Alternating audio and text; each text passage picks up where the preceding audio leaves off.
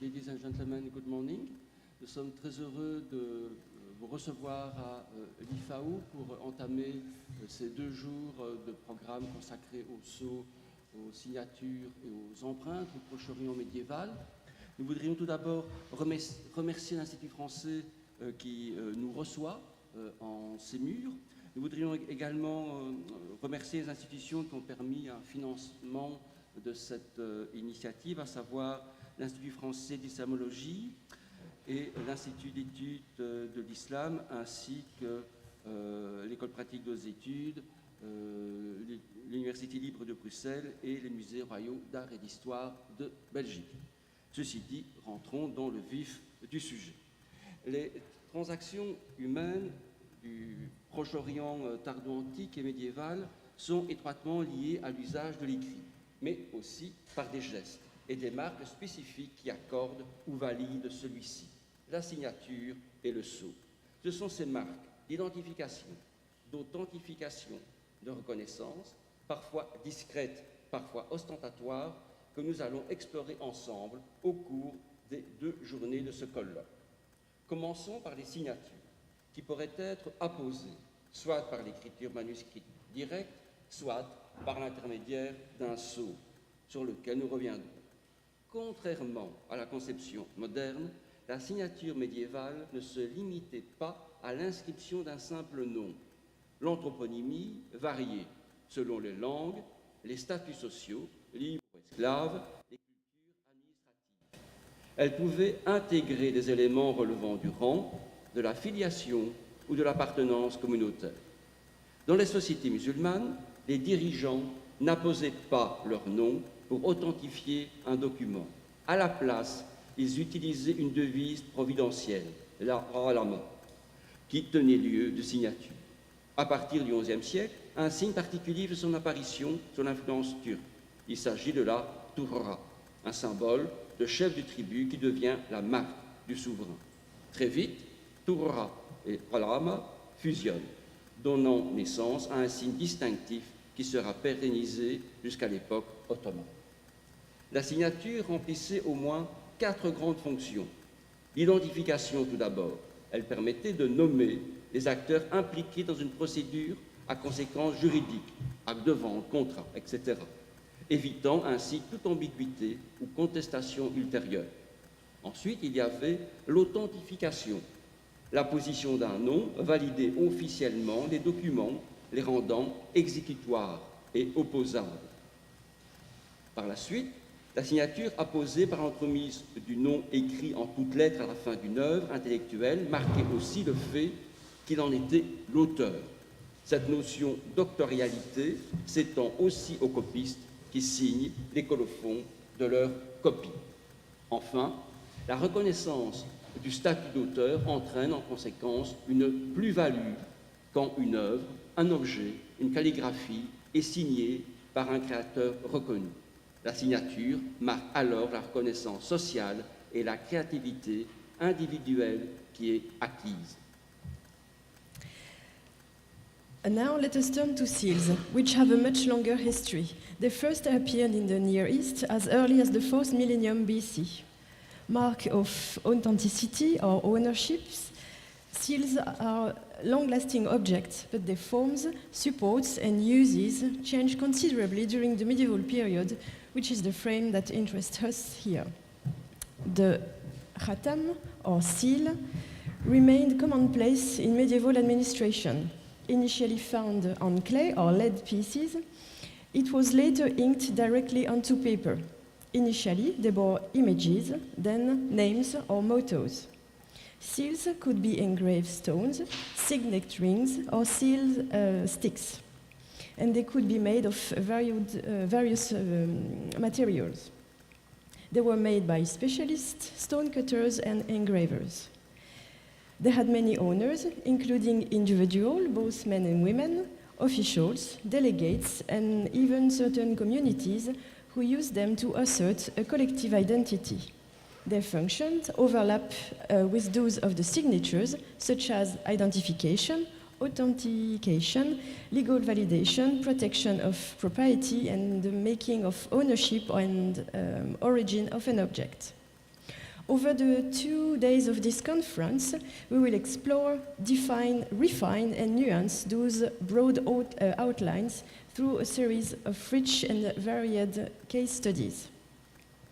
These case studies will enlighten practices and artifacts that have significantly impacted the daily social and political life of the medieval Near East, albeit sometimes discreetly.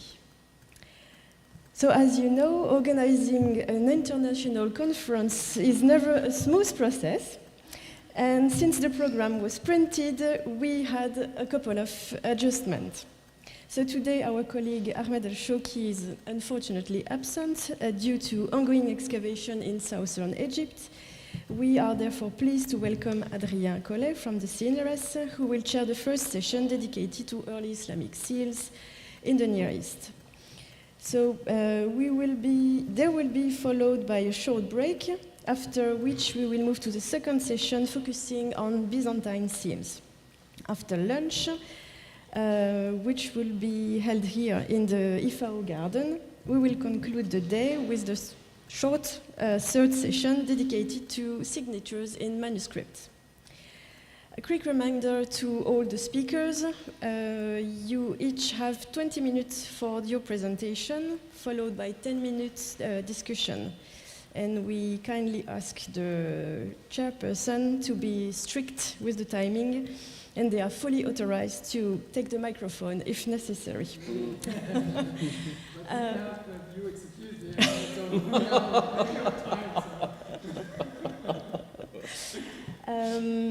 Due to an event at the French Embassy tomorrow evening, the closing dinner will not be tomorrow, but will be today.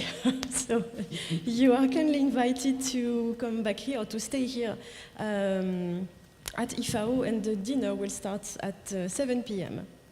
And during the breaks or the rest of the day, you also can have a look at the library. Our colleagues prepare a selection of books that might interest you, and you will have 25% discount on the selection and all the library catalog. Let's move on to the first session.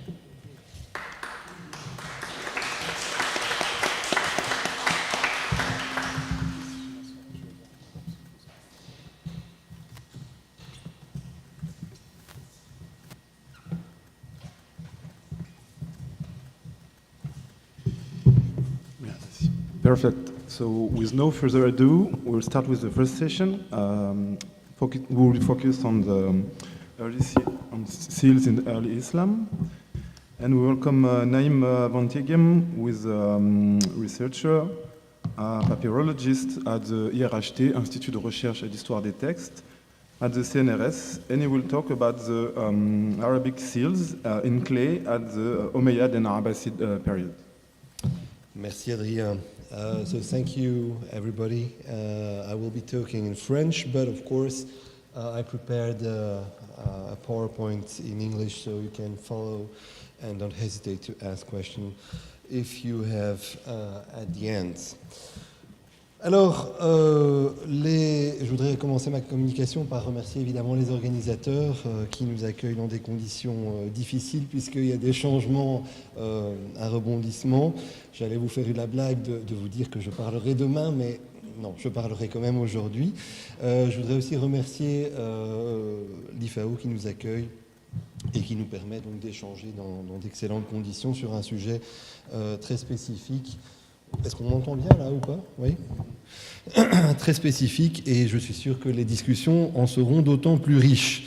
Alors, commençons par un petit état de l'art sur ce que l'on sait, ce qui a été fait sur les sceaux d'argile, plus précisément les empreintes de sceaux sur argile dans les papyrus. En fait, on n'a pas grand-chose jusqu'à présent. Donc, on a 2 catalogues qui ont été réalisés, l'un par Kathleen van Dorp, qui donc propose une étude de l'ensemble des sceaux préservés sur papyrus, mais avec un petit excursus sur les sceaux arabes, et alors un petit catalogue d'exposition qui avait été proposé par Vassiliou à l'occasion d'une exposition à Vienne avec une série d'images, ce qui est évidemment très précieux parce que bien souvent on a des descriptions des sceaux assez sommaires, sans représentation, et vous savez que les représentations peuvent quand même aider à reconnaître des singularités et des récurrences.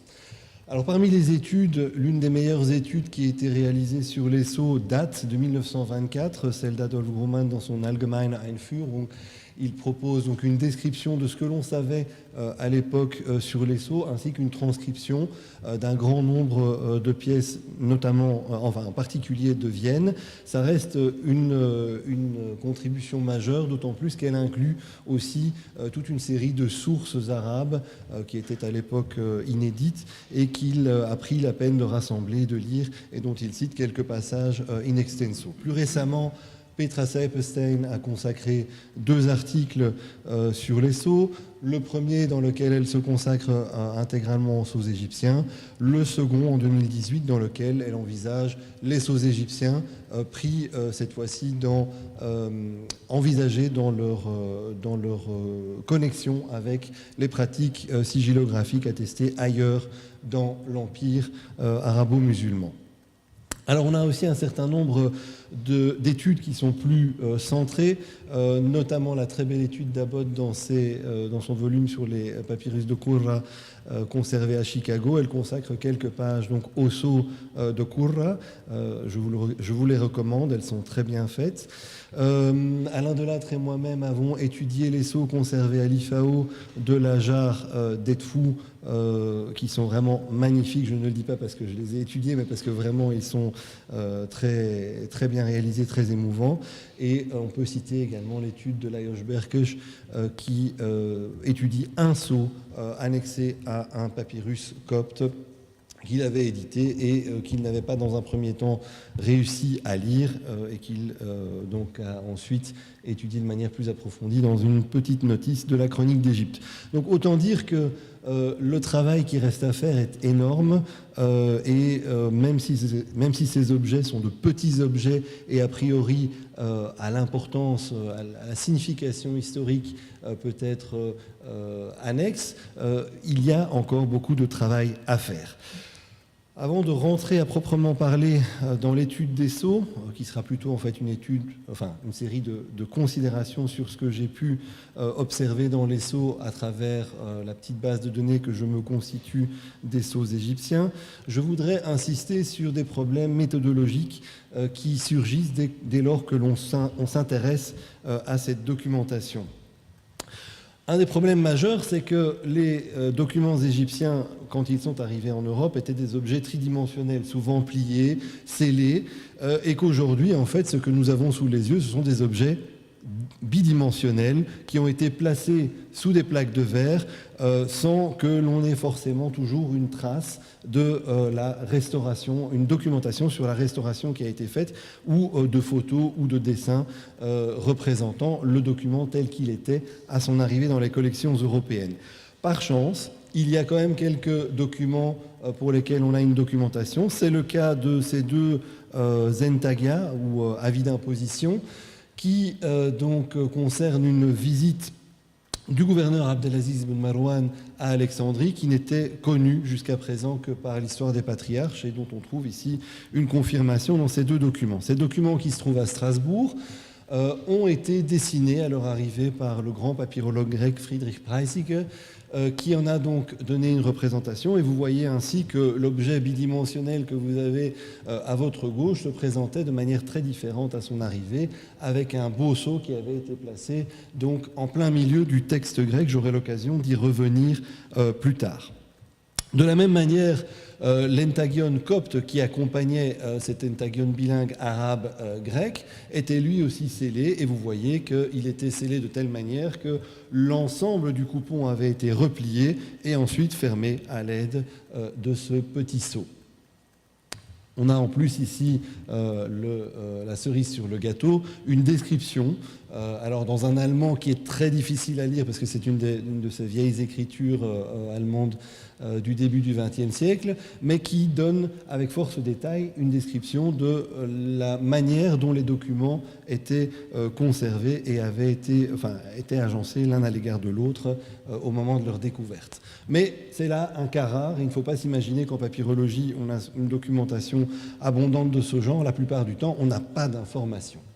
Un autre problème, c'est qu'un grand nombre de sceaux, et ça rejoindra évidemment des problématiques qui seront abordées par les byzantinistes, un grand nombre de sceaux n'ont pas de propriétaire non plus leur papyrus attitré et donc sont conservés dans des boîtes sans que l'on sache à quel document ils se rapportent. Vous avez notamment pour les fameux papyrus d'Aphrodito de Londres une boîte entière de sceaux qui n'a jamais été étudiée depuis la publication des papyrus en 1910. Et enfin, un dernier problème, c'est qu'il faut se méfier des apparences. Ce n'est pas parce qu'un sceau est placé aujourd'hui à telle place dans une collection qu'à l'époque, il était effectivement placé au même endroit. Ici, vous avez un très beau document d'un intérêt majeur, une bara'a pour le max, donc pour les frais de douane, les tarifs douaniers. Et le sceau qui a été replacé à cet endroit-là a été placé au mauvais endroit. Alors, petit excursus pour vous mentionner que l'auteur de cette bara'a est un certain Ruzaik ibn Hayyan, qui est connu pour avoir été l'un des premiers en poste à la tête de la douane à Aïla. Et donc ici, vous avez une confirmation documentaire du fait que ce personnage a effectivement été le maître des douanes. Alors, quelles sont les pratiques de scellement que l'on peut observer dans les documents arabes? Alors, vous avez donc, documents arabes ou documents d'époque arabe, vous avez plusieurs possibilités. Vous avez donc la première possibilité qui consiste à donc sceller la partie intérieure, donc une partie du texte qui est connue en double exemplaire. En fait, vous avez un texte principal et sa copie, ou le résumé du texte, et le résumé ou la copie du texte vont être scellés soit intégralement, soit partiellement. Vous avez une autre possibilité qui consiste à donc sceller l'ensemble du texte. Donc là, on va replier l'ensemble du document et donc ensuite placer un sceau à l'extérieur, comme je vous montrerai dans un instant. Et enfin, le sceau peut aussi ne rien cacher en matière textuelle et simplement accompagner le texte pour l'authentifier. Alors, quelques exemples. Voici donc un cas où on scelle une partie du texte. Donc, c'est notamment le cas dans les quittances pour le paiement de taxes. Donc, si vous ouvrez le sceau, vous découvrez à gauche la présence d'un résumé mentionnant donc le montant payé par le contribuable. Voici un exemple de texte qui se trouve justement à l'IFAO découvert à Edfou. Je ne sais pas malheureusement où se trouvent les sceaux. Mais donc il s'agit de lettres, et ces lettres avaient été intégralement scellées, comme vous le voyez, et donc le texte intérieur n'était visible que si l'on brisait le sceau. Et enfin, vous avez des documents où la partie qui est repliée et scellée ne contient aucun élément textuel et le sceau vient simplement accompagner, authentifier donc le texte. C'est ce qu'on appelle dans le vocabulaire des papyrus grecs et coptes un sigillion et un sigil en arabe. Alors, quelques informations sur la diplomatique de ces sceaux. En général, donc, on trouve des sceaux qui sont plutôt donc, un sceau et une empreinte de sceau par document. Il arrive néanmoins qu'on trouve un double sceau, donc deux bulles d'argile qui sont pourvues de deux empreintes différentes. Ça, c'est valable essentiellement jusqu'au 8e siècle. À partir du 9e siècle, on voit apparaître des bulles avec double sceau qui donnent alors une forme à la bulle, une forme de pyramide, de petite pointe de pyramide. Ce qu'on n'a pas, par contre, ce sont plus de deux sceaux sur la même bulle, comme on a pu l'observer dans des documents juridiques du Khurasan édités par Jeffrey Khan. Ce qu'on n'a pas non plus en Égypte, ce sont des sceaux qui sont rapportés, donc qui ont été apposés sur une pièce qui est ensuite rattachée au document principal. Je suis toujours dans les temps, là, ouais. Ok. Alors, 13 minutes déjà ? Ah, pardon. Quel type de document scellait-on ? On scellait en fait un grand éventail de documents. On scellait donc des avis d'imposition, des reçus de taxes, des sauf-conduits qui permettaient donc aux contribuables de circuler d'un district à un autre pour le travail. On scellait également des lettres circulaires et des décrets, ainsi que des ordres de livraison émanant de l'administration centrale. Les documents privés sont eux aussi parfois scellés, et c'est en particulier le cas des lettres, mais contrairement à ce qu'on pourrait observer dans d'autres zones de l'Empire, ou contrairement à ce que certaines prescriptions de sources médiévales laissent entendre, on ne va jamais en Égypte sceller un document juridique. Les documents juridiques ou judiciaires sont pourvus de témoignages qui suffisent en fait à les authentifier. Le sceau n'est pas considéré comme ayant une valeur quelconque dans ce type de document, en tout cas en Égypte. Alors, ces différents types documentaires ont chacun leur pratique de scellement. Et il faut bien garder cela à l'esprit. Et parfois, au sein d'un même type documentaire, quand on change de langue, les pratiques de scellement ne sont pas les mêmes. Je vous donne un exemple, le cas des avis d'imposition, dont on a souvent considéré, à cause de restaurations modernes comme celle que vous avez ici, vous avez un avis d'imposition envoyé par le gouverneur Qurra bin Sharik, qui est présenté aujourd'hui dans la collection comme étant scellé à sa base pour cacher le résumé contenant le montant à payer par le contribuable. En réalité, ce type de scellement est bien attesté pour les avis d'imposition, mais en grec et en copte. Du côté arabe, si on observe d'un peu plus près les choses, on se rend compte que l'endroit où la cordelette de scellement devait passer était situé bien plus haut que ne le laissent entendre les restaurations, et cela est d'ailleurs confirmé par le dessin que je vous ai montré au départ. En fait, vous avez une partie du texte grec dans ces entagia, dans ces avis d'imposition bilingues arabe et grec, une partie du texte grec est oblitérée, est cachée par le scellement. Et bien entendu, évidemment, ce type de scellement pouvait avoir un intérêt en cas de contestation du montant à payer. On pouvait s'assurer, en ouvrant la partie grecque, que les montants en arabe et en grec correspondaient bien. Mais, à mon avis, il y a aussi symboliquement l'affirmation par ce scellement partiel du texte grec d'une forme de suprématie de la langue arabe, langue des conquérants, sur le grec, l'ancienne langue des maîtres de l'Égypte, et par là même donc de la victoire de l'arabe sur les anciens maîtres, les byzantins. Alors une question qui n'est jamais vraiment posée en papyrologie parce qu'on la prend pour acquise, c'est qu'on considère en général qu'à une personne correspond un et un seul sceau. Et cela est confirmé en partie par le discours autoréférentiel des papyrus qui parlent d'un sceau habituel, donc d'une sunetes boula utilisée pour authentifier les documents. Mais comme toujours, évidemment, les choses doivent être nuancées et sont plus complexes.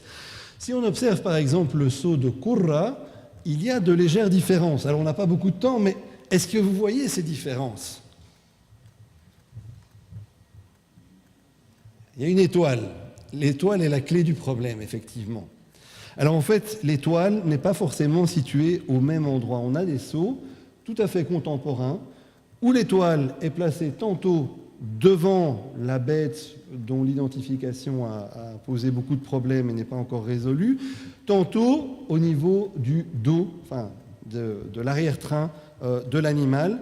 Et donc vous voyez que pour des documents contemporains, un même gouverneur avait au moins 2 sceaux, voire probablement 3, parce qu'il y a des sceaux où l'étoile n'apparaît même pas.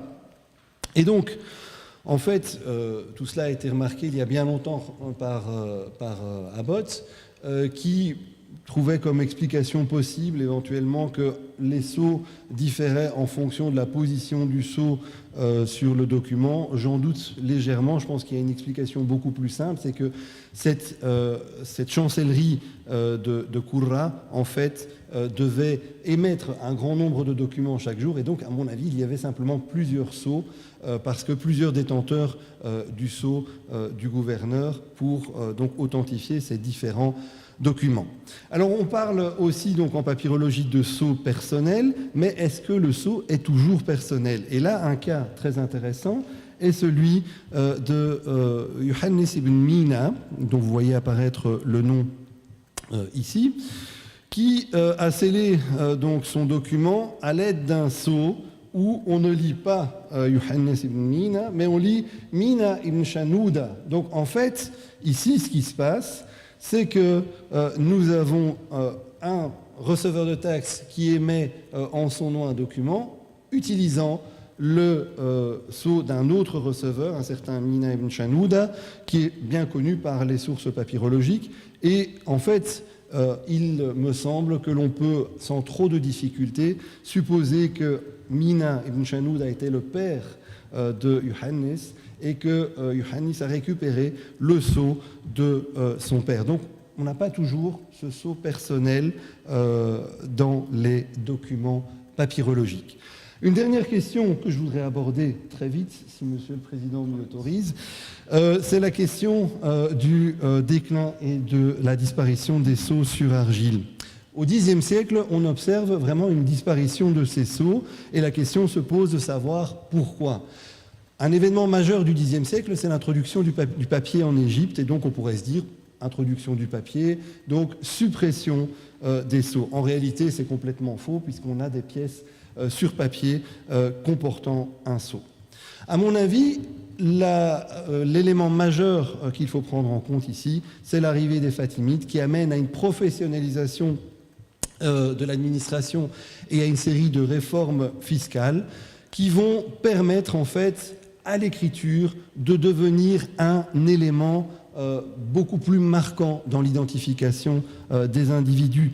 Les écritures deviennent de plus en plus stylisées et donc vous voyez ici un reçu de taxes qui est tout à fait horrible, mais dont l'horreur est par elle-même significative d'une profession, d'une caste. Donc l'écriture en elle-même, à mon avis, à partir de cette époque, devient un élément d'identification majeur.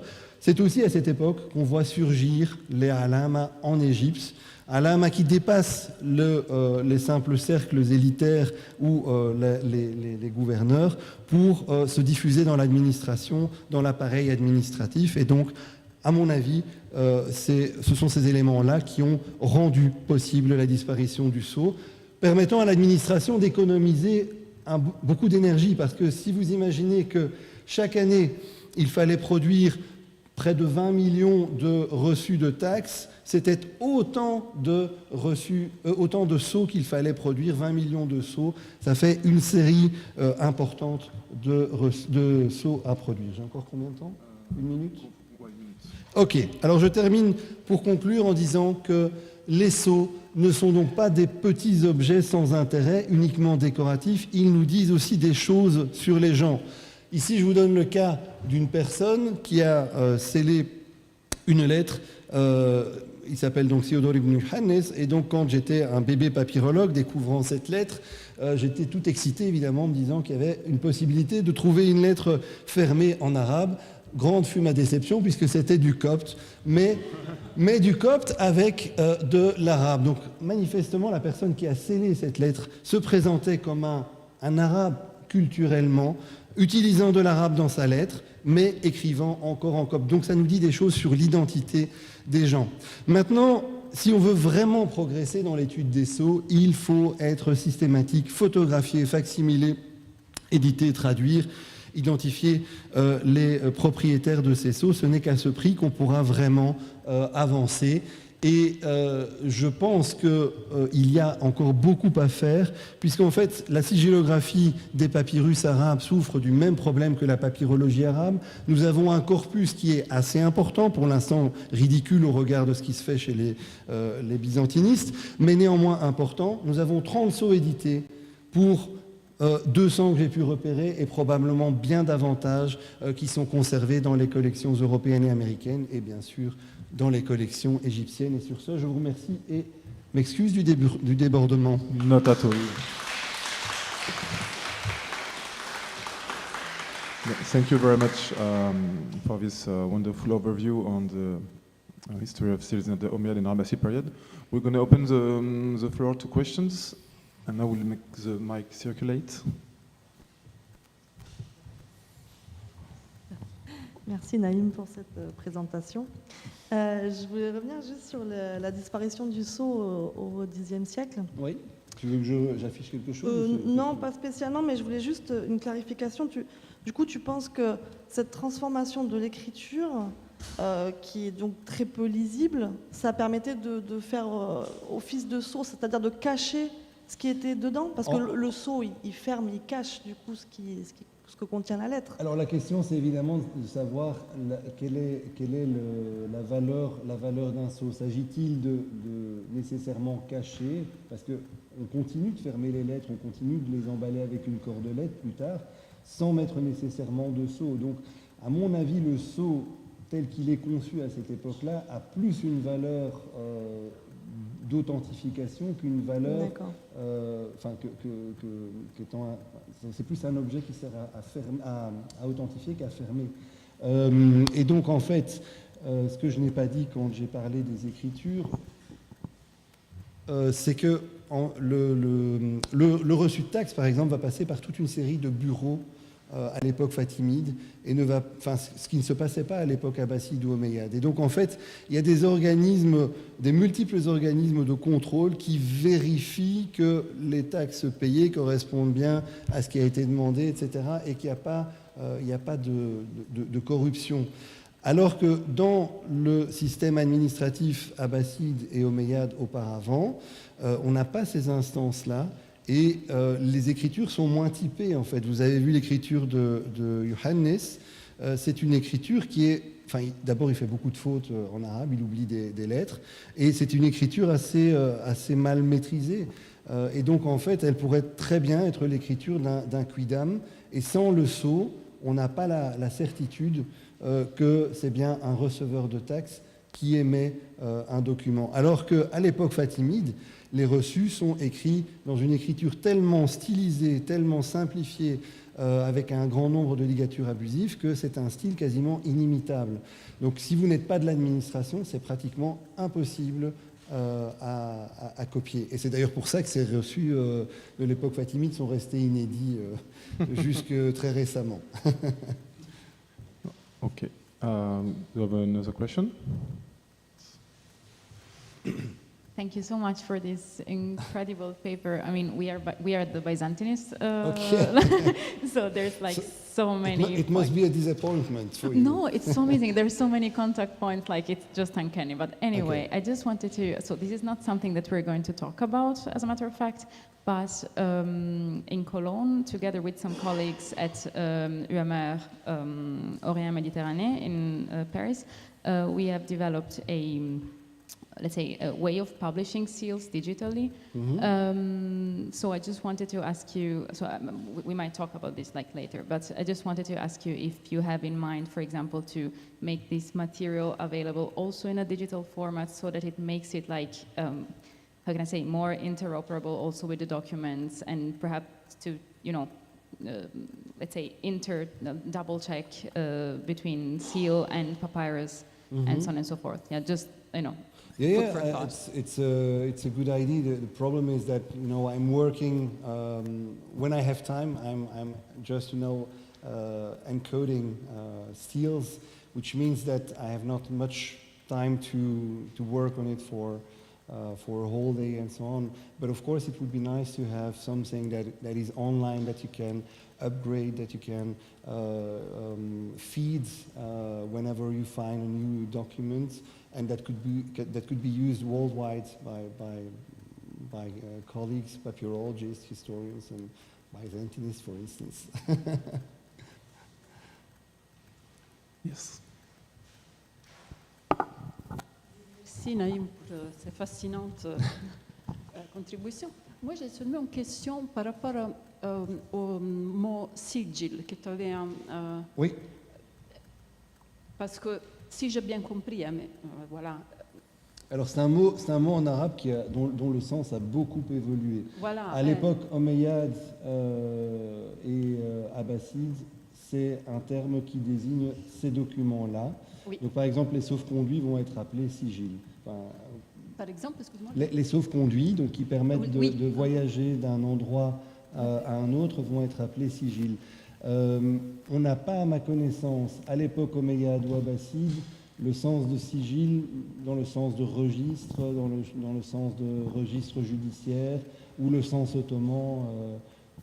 Voilà, donc c'est un développement plus tardif que je n'arrive pas tout à fait à situer, mais dans la documentation, il n'y a pas d'ambiguïté possible. Oui, oui. Donc c'est ce type de document avec un scellement à la base qui ne cache aucun texte. Donc si on ouvre ces textes, on trouve un grand morceau de papyrus vierge, et c'est pour ça que bien souvent, en fait, toute une série de documents mis sous verre présentent une marge énorme, tout simplement parce qu'ils étaient destinés à être repliés. Yeah. Also, thank you very much. As Martina said, I'm a Byzantinist, so, Okay. and I'm convinced we have so many things in common, methodological questions and hopefully solutions as well. So I'm interested in the question of how you can identify the seal's owner, the issuer. And you were talking about Qura ibn Sharik, as far as I understood in the seal. We have only an animal representation plus a star. Yeah. So, I mean, the only way to identify him is through a signature in the document, or So, him being... the case of Qurra is very interesting because we have documents written in Greek and in Arabic. And we see that whenever a document is issued in the name of Qurra, be it in Greek or in English, in Arabic, then you have the same seal. Even if there are different scribes or notaries writing the document. So it cannot be anything else but the seal of Qurra. The problem is that if you have a seal without having the papyrus, especially when it's an animal or a star or something like that, you cannot say to which papyrus, to whom it belongs. But we have a lot of seals that are still attached. So if we are proceeding very systematically, I'm pretty sure we will be able to identify the owner of many seals. Okay, we have time for last question, maybe? Thank you, Naïm. So you just show us only clay seals, right? Yeah. But in your corpus, do you have other material seals, like wax? So we have two wax seals on papyrus so far, but it's completely destroyed. So you see the trace of wax, but you don't know what was on the wax. So maybe there are other examples. You know, as I mentioned on the last slides, the corpus is quite large, but we need to work on the edition, analysis, description of the documents. But it's something that is really difficult for the time being because you know, editing papyri is for losers, so it's not very trendy. And second, Right. Okay. And so what about the clay? Because sometimes in the literature it says that it's baked clay, but it's raw clay, like terre cuite. But it's raw No, it's clay. never. No, raw. it's never baked. Yeah. It has to be wet clay. Yeah. Yeah. Yeah. It seems logical like that. Yeah. No, it's never baked as far as I can see.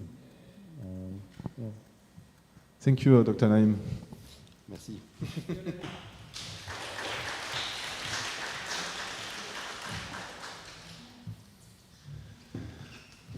So we will continue our exploration of seals with Dr. Khalid Younis from the University of Sadat City, and also a member of the scientific staff at IFAO as a scientific consultant.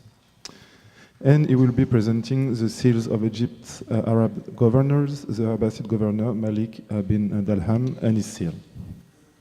Thank you very much. Thank you.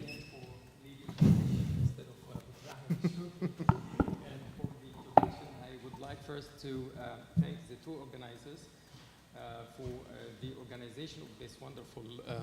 You can hear me, can't you?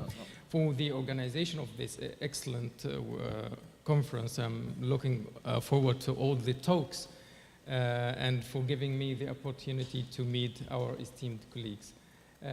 Secondly, I would like to thank my dear colleague Naim Fantigim for his insightful and informative talk, because it provides the perfect introduction to my presentation. Well, Arabic literary sources attribute the establishment of the Bureau of Seals, Diwan al-Khatam, and the appointment of an official to oversee it to the Caliph Muawiyah I, Muawiyah ibn Abi Sufyan, the founder of the Umayyad dynasty. The Caliph Muawiyah is also credited with establishing many of the foundational elements that shaped the administrative and bureaucratic structure of the early Islamic empire. This account that you see on the screen is widely reported in Arabic sources. However, Al-Jahshari, in his book Kitab al-Wuzara wal-Kuttab, provides a detailed version of the story. It reports that Amr ibn Zubayr, son of the well-known companion of the Prophet Zubayr ibn al-Awwam, and the brother of Abdullah ibn Zubayr, who later challenged the Umayyad legitimacy in the Arabian Peninsula.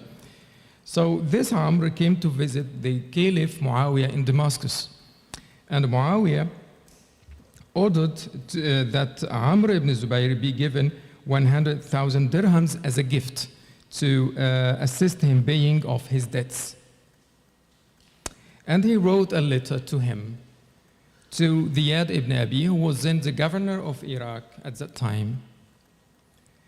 However, Amr opens the letter and changed the amount from 100,000 to 200,000 dirhams. So he doubled the amount.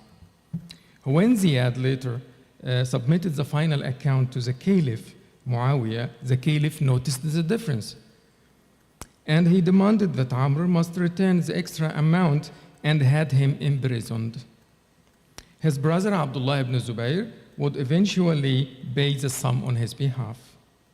Following this incident, Muawiyah decided to establish the Diwan al-Khatam and appointed the judge Abdullah ibn Muhammad al-Himyari to oversee it, with the aim of preventing forgery and fraud in the official correspondences. It is, however, well known that the use of seals in the Arab administration long predates this date. The Prophet Muhammad himself is already said to have used a seal when he was told that foreign rulers would not accept his letter inviting them to join Islam without his seal attached. So he decided to adopt one of silver to himself. This silver seal was having an Arabic inscription with the title Muhammad Rasulullah. So Muhammad is God's messenger, written in 3 lines, Allah on the top, Rasul in the middle, and Muhammad in the last and 3rd line. After the Prophet's death, the seal passed to his first successor, Caliph Abu Bakr, then to Umar, and later to Uthman. Uthman lost the seal in the 6th year of his caliphate, when it slipped from his finger and fell into Bir Aris in Medina. Regretting its loss and eager to recover it, Uthman ordered the well to be drained, and the search continued for 3 days, but the seal was never found. Arabic sources also attribute seals to the early successor caliphs of the Prophet. Their seals, according to the sources, contained only pious phrases with no personal names inscribed on them. So, as you can see here, the Arabic inscriptions allegedly attributed to the seals of the 4 Rashidun caliphs, Abu Bakr, Umar, Uthman, and Ali. They all contain Arabic inscriptions with no reference to the name itself. Documentary sources, especially Greek, Coptic, and Arabic, as Naim has shown us a few minutes ago, provide a much clearer image on the forms and usage of seals during the early period of Arab rule in Egypt. The first generation of clay sealings produced by the Arab administration in Egypt shows both depiction of animals, living animals, as well as Arabic legends. Seals continued to exhibit Byzantine and Sassanid practices, but their use and form also reflect the influence of development under Islam. The seal placed at the bottom of the document, as Naim mentioned, confirmed that this was an authentic government-issued document and that the information mentioned in it is correct. Seals of this authenticating nature are found on many different kinds of official documents issued by the administration in Greek, Coptic, and Arabic. They appear frequently, as Naim mentioned, on safe conducts, in tagia, tax demand notes, tax receipts, and bara'as, and many other official documents from the early 8th century. These documents were usually sealed at the bottom, securing a folded section of the papyrus, as Naim mentioned, and as you can see here in the brick books. And by the way, this is Naim. I'm going to I'm going to explain in a minute. In cases where the seals has been lost or removed, it becomes clear that beneath this folded part, a brief summary of the key details of the document, such as the tax amount and or the year, was repeated. This part of the document was normally have remained closed and hidden under the seal. Only in cases of disagreement or when the document was suspected of being manipulated would the seal have been broken to reveal the summary beneath. The seal was therefore used to confirm the contents of the document and protect it from being forged or altered, as shown in the case of Amr ibn Zubayr with the Caliph Muawiyah ibn Abi Sufyan. The seals found on these documents are always interpreted as personal seals, referring to the governor or the official whose administration issues the document. There is no reference to the Muslim state as such or to the caliph. As stated by Petra Seibenstein, the status of the sealer is clearly enhanced by his role as representative of the state, but the power of the seal is still underwritten in the first place by personal authority and the prestige of its owner. In other words, seals were individualized through the display of names, titles, and functions, and by personalized symbolic illustrations and mottos. In addition to government-issued documents, letters, as Naim showed us also, both official and private, were folded up, encircled by a string, and sealed with a clay seal, where the names of the senders and the addressee being written before and after the seal, respectively. The sealed documents and letters bear impressions on just one side and are mostly made of clay. We only, as Naim also answered the questions, have 2 examples of wax imprints, and they are kept in Vienna. In Vienna, right? Both are kept in Vienna. Lead, copper, and other metals were also used for sealings in our period, albeit not to attach to documents, but to bags, containers, and boxes, to preserve their integrity in storage or transport. Lead sealings are attested with one-sided or two-sided imprints. This one is from Egypt, and it's very early. It's from the time of Qurra ibn Sharik. Two-sided imprints. The lead sealings were not broken to open the containers. Instead, the wires and or strings attaching the sealing need to be cut. Since a cut string could be easily replaced with a new one without damaging the seal impression itself. So let's now move on to the main part of my talk after this introduction. Documentary papyri from Egypt have preserved the seals of 4 Arab governors from Egypt. These are Amr ibn al-As, Abdullah ibn Sa'd ibn Abi Sarh, Abdul Aziz ibn Marwan, and Qurra ibn Sharik. The first 2 governors belonged to the pre-Umayyad dynasty. So Amr ibn al-As is famous, the commander of the Arab army and the first governor of Egypt. Abdullah ibn Sa'd ibn Abi Sarh is the second governor of Egypt, and Abdul Aziz ibn Marwan and Qurra ibn Sharik are Umayyad governors. To the best of my knowledge, and Naim confirmed me last night, that no seals belonging to governors from the Abbasid period have been preserved so far. Therefore, the seal of Malik ibn Dalham, which I'm going to show you in a minute, is the only known governor's seal from Abbasid period.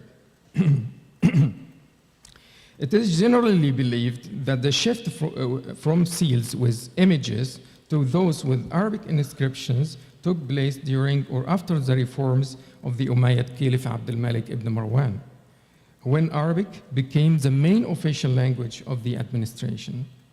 Recently, not that recently, so I think it was 2018, Naim, together with Alain Doulat, made an important discovery as they identified 2 seals found in the famous jar of Edfu as belonging to the governor Abdullah ibn Sa'd ibn Abi Sarh, the second Arab governor of Egypt. These 2 seals were originally attributed to the Umayyad governor Abdullah ibn Abdul Malik, ruled 705 until 709. That's about 60 years later. What makes these 2 seals especially interesting is that they are inscribed in Arabic inscriptions rather than showing an image, as might have been expected from that period. The seals contain only the pious phrase Malik al-Mulk, King of Kings, written in 2 lines with no mention of the governor's name. This reminds us of the inscriptions allegedly attributed to the first 4 caliphs. Again, Naim, together with Alain Doulat, were able to identify another seal with Arabic text, probably, which they attributed to the famous Umayyad governor and the crown prince Abdul Aziz ibn Marwan. Although the seal is quite fragmentary, early restoration notes and illustration that Naim showed us also, and as we can see here,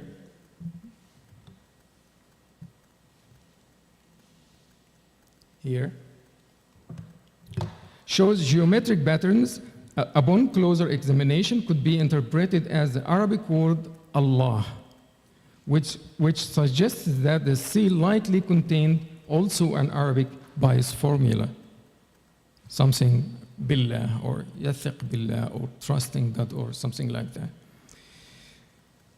If this was truly the case, one might then wonder why the later Umayyad governor, Qurra ibn Sharik, as shown by Naim, would choose to use a seal with an image of an animal rather than with Arabic script, which had already been in use years earlier.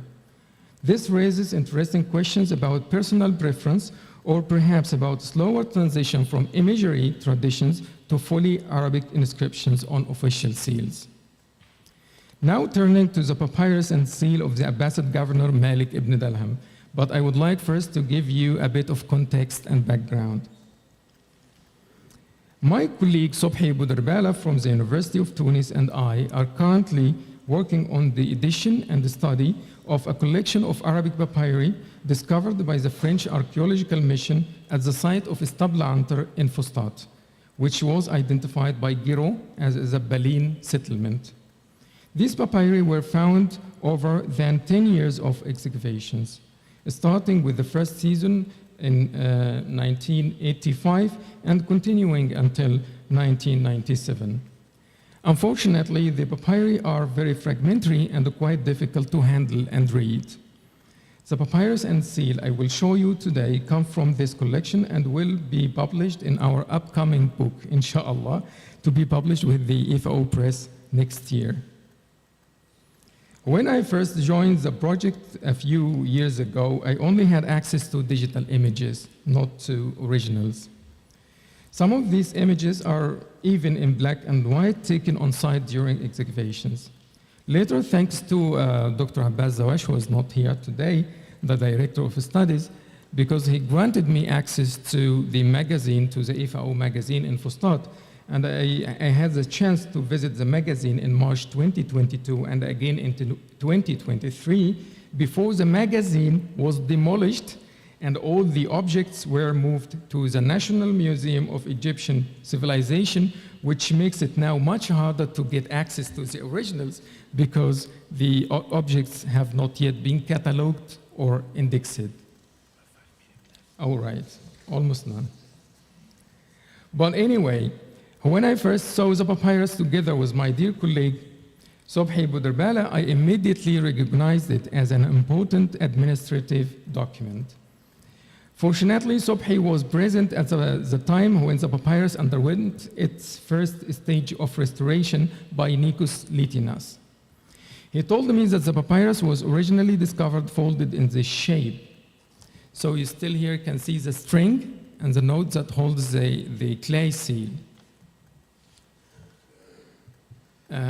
And also a bit of the seal is, you can see, it's almost visible here. When they unrolled the papyrus, the stamp was still closing off a folded over bottom part of the papyrus, as Naim showed us and as I mentioned earlier. Since Nikos was already familiar with this type of document, he was expecting to find a brief summary of the document within the folded part.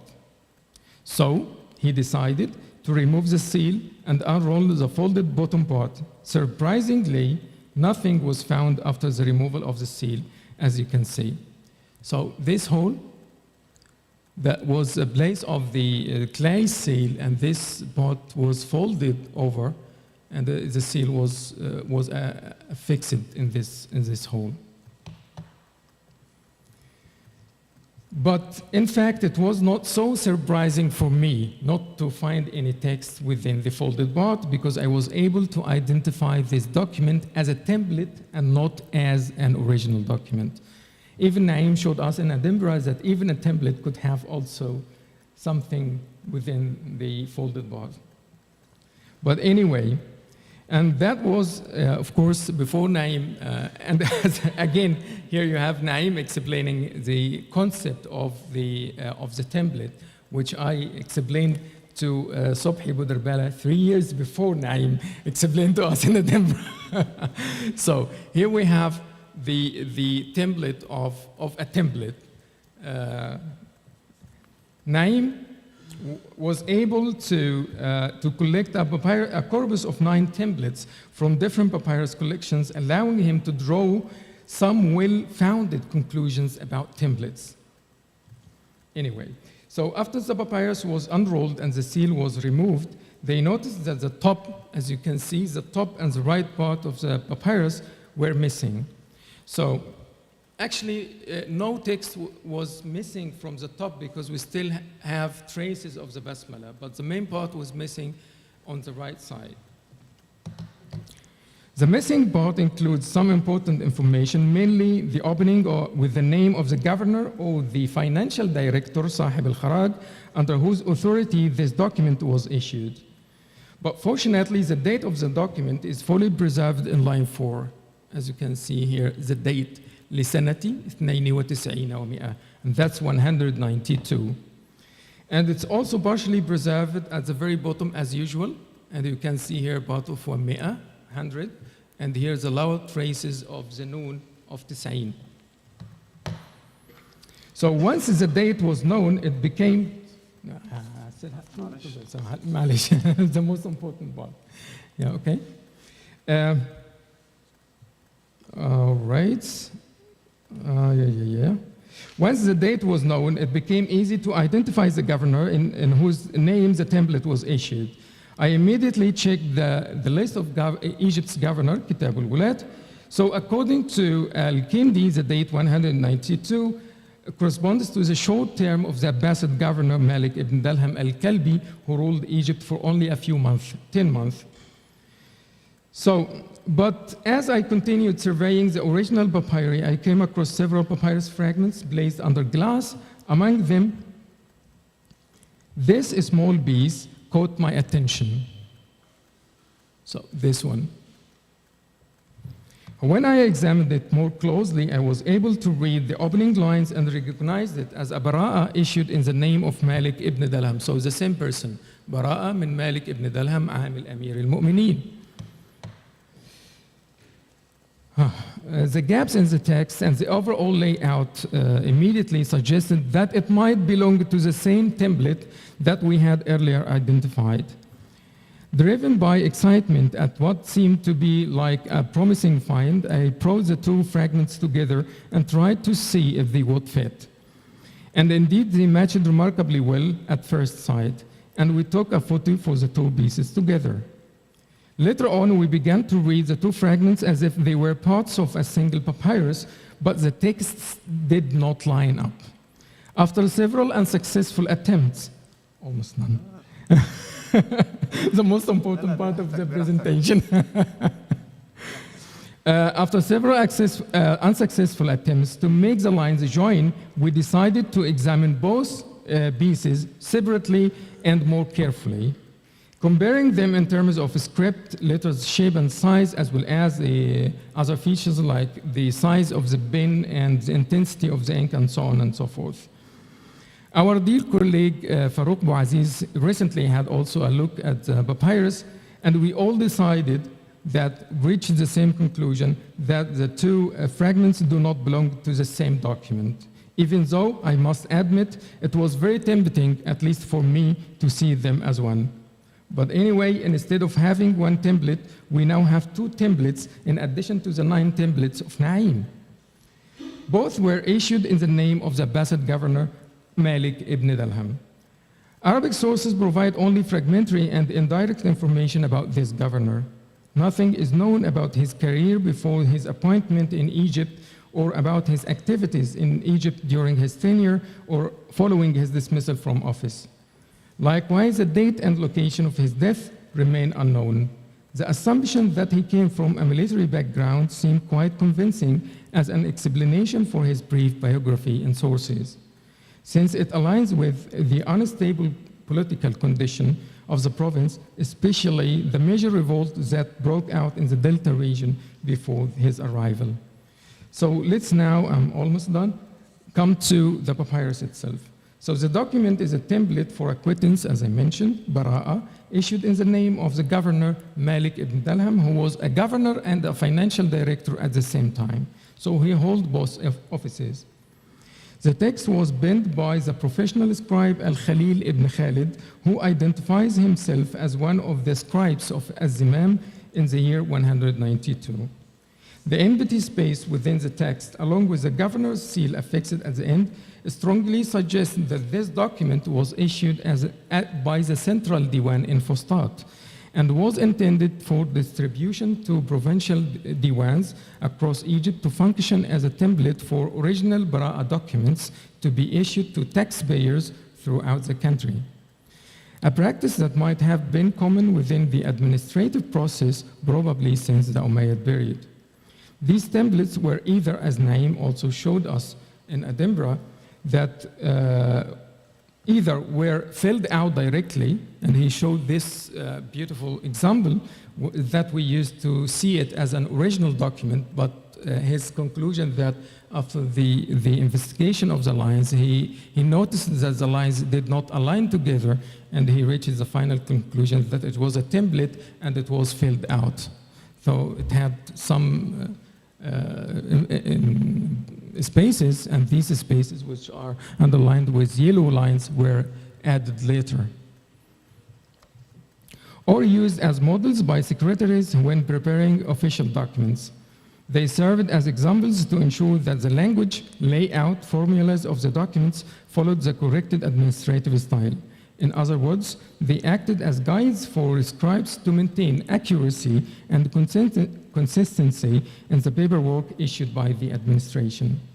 What makes this particular template especially significant is that it is the only surviving template preserved in its original form with its original seal. So what about the seal? I'm sure that you were eager to see the seal. So it's a clay seal, and it is inscribed in 3 lines, which reads, Billahi ya'tasimu Malik ibn Dalham wa alayhi yatawakkal. So Malik ibn Dalham seeks refuge in God, and upon him he relies. So one final question remains.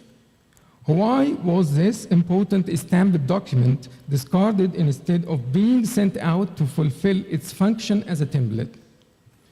The most likely explanation is that the 10-month short term of the governor Malik ibn Dalham had come to an end, which made the document no longer valid.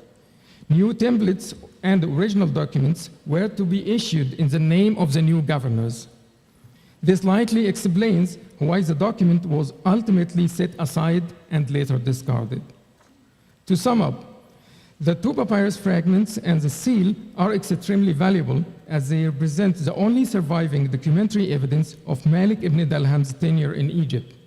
They help fill significant gaps left by literary sources and shed light on key administrative practices and the workings of the central diwan in Fustat, particularly how it operated following the appointment and dismissal of governors during the early period of the Arab rule in Egypt. I'm so sorry. Thank you. It's okay. No, ما فيش مشكلة. Thank you, Dr. Khaled, for this riveting investigation. We still have 3 minutes for questions, so let's not waste time.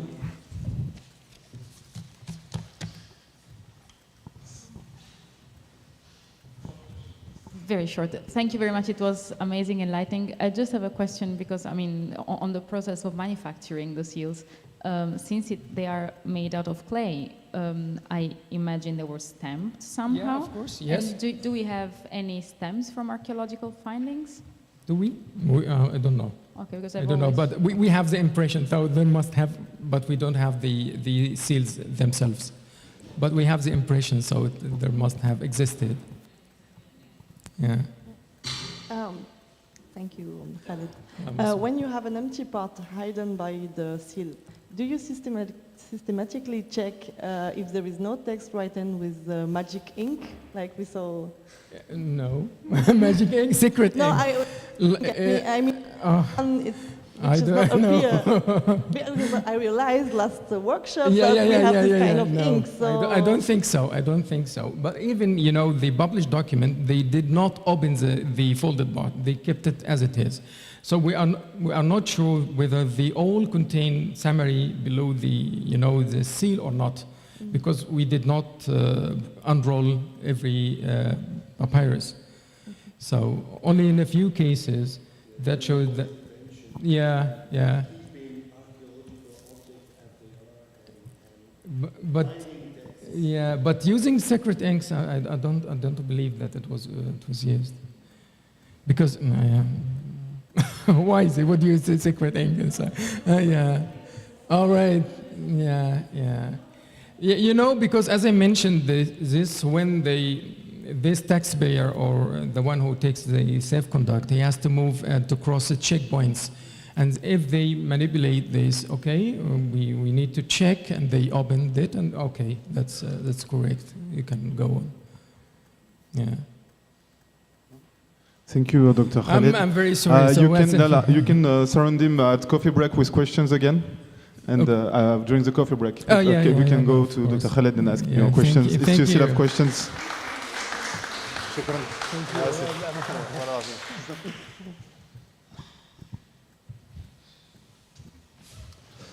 And now I will welcome Professor Rim El-Rudaini from Kuwait University, and she will present us two seals and queens from Baghdad.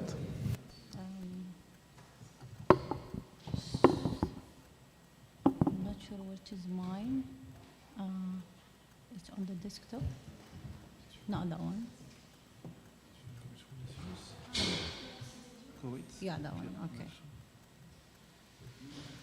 No, not that one. This is Dr. Lucine. It's on the top. That one? No, no. This one. This one, yes.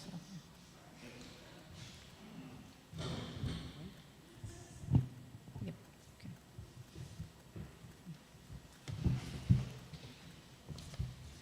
After Dr. Naeem and Dr. Khaled, I'll be scared to present my paper. Especially, I depend more on historical context. The title is Two Seals and Two Queens from Baghdad. And the early Abbasids are witnessed remarkable transformation in the political, financial, and social influence of women, marking distinct shift in their rules. So the paper asks questions of what political rules did elite women in the Abbasid court play, and how do their seals prove their involvement in the governance. So the seals that I have in this paper, it's two lead seals from the first Abbasid period, and two women in power, Al-Khayzaran and Zubaydah, and we'll go through details of the rules. Here I just explain the main rule of the seals in general, using within the Abbasid period. I think my colleagues, they explained it very well, where we use the seals and in financial or administrative, in general, political or financial purpose and even the seals itself, it shows the influence of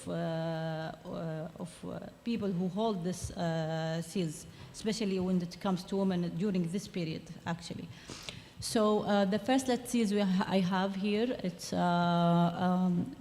numbered under LNS 1836, is made of lead, and it was discovered in Dar al-Athar al-Islamiyya at the Sabah collection in Kuwait. It measures 6 by 6.5 centimeter and weight 140 grams.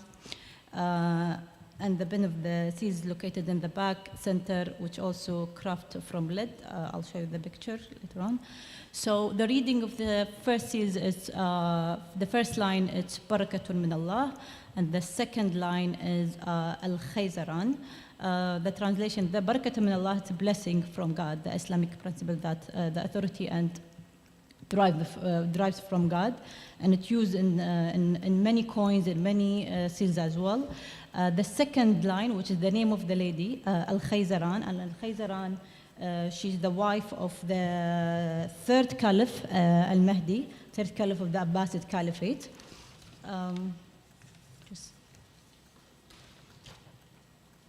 I'll go through the details, and she's even the mother of the two caliphs, Al-Hadi and Harun al-Rashid. So it seems that this seals belong to her. And historical books, it's written about this lady a lot, about her influence, political, and even her economic or her financial influence. So here is some example of some seals from Umayyad. They use the same terms of Barakatun min Allah. This is Abi Sufyan. In the early Islamic administrative, they use Barakatun min Allah, blessing from God. So it has, I have within the article itself, I have a lot of pictures or a lot of example seals that shows how they use the word blessing from God and where they use it exactly, if it's in the coins or in the seals. So it's the same things, the same coins or the same seals for caliphs. This lady, she have the same stamp or the same seals. It has Barakatun min Allah. Then her name as a signature, Al-Khayzaran. So this is the back of the seals, as I mentioned, the back view of the seal for Al-Khayzaran. So who's Al-Khayzaran? Al-Khayzaran, wife of the Abbasid al-Mahdi, as Abbot mentioned. Abbot, she have a great book about them. It's called Two Queens from Baghdad. And she was talking about Al-Khayzaran and Zubaydah. Al-Khayzaran, she's a slave girl, come from Thaqifat Arab from Yemen. Al-Khayzaran became a leading lady of the court. She exercised her power over her husband Al-Mahdi and her two sons Al-Hadi and Harun Rashid. During Al-Hadi, her son, he tried to control her a little bit, but she exercised her power a lot during her son Harun Rashid. Al-Khayzaran, or let me talk about,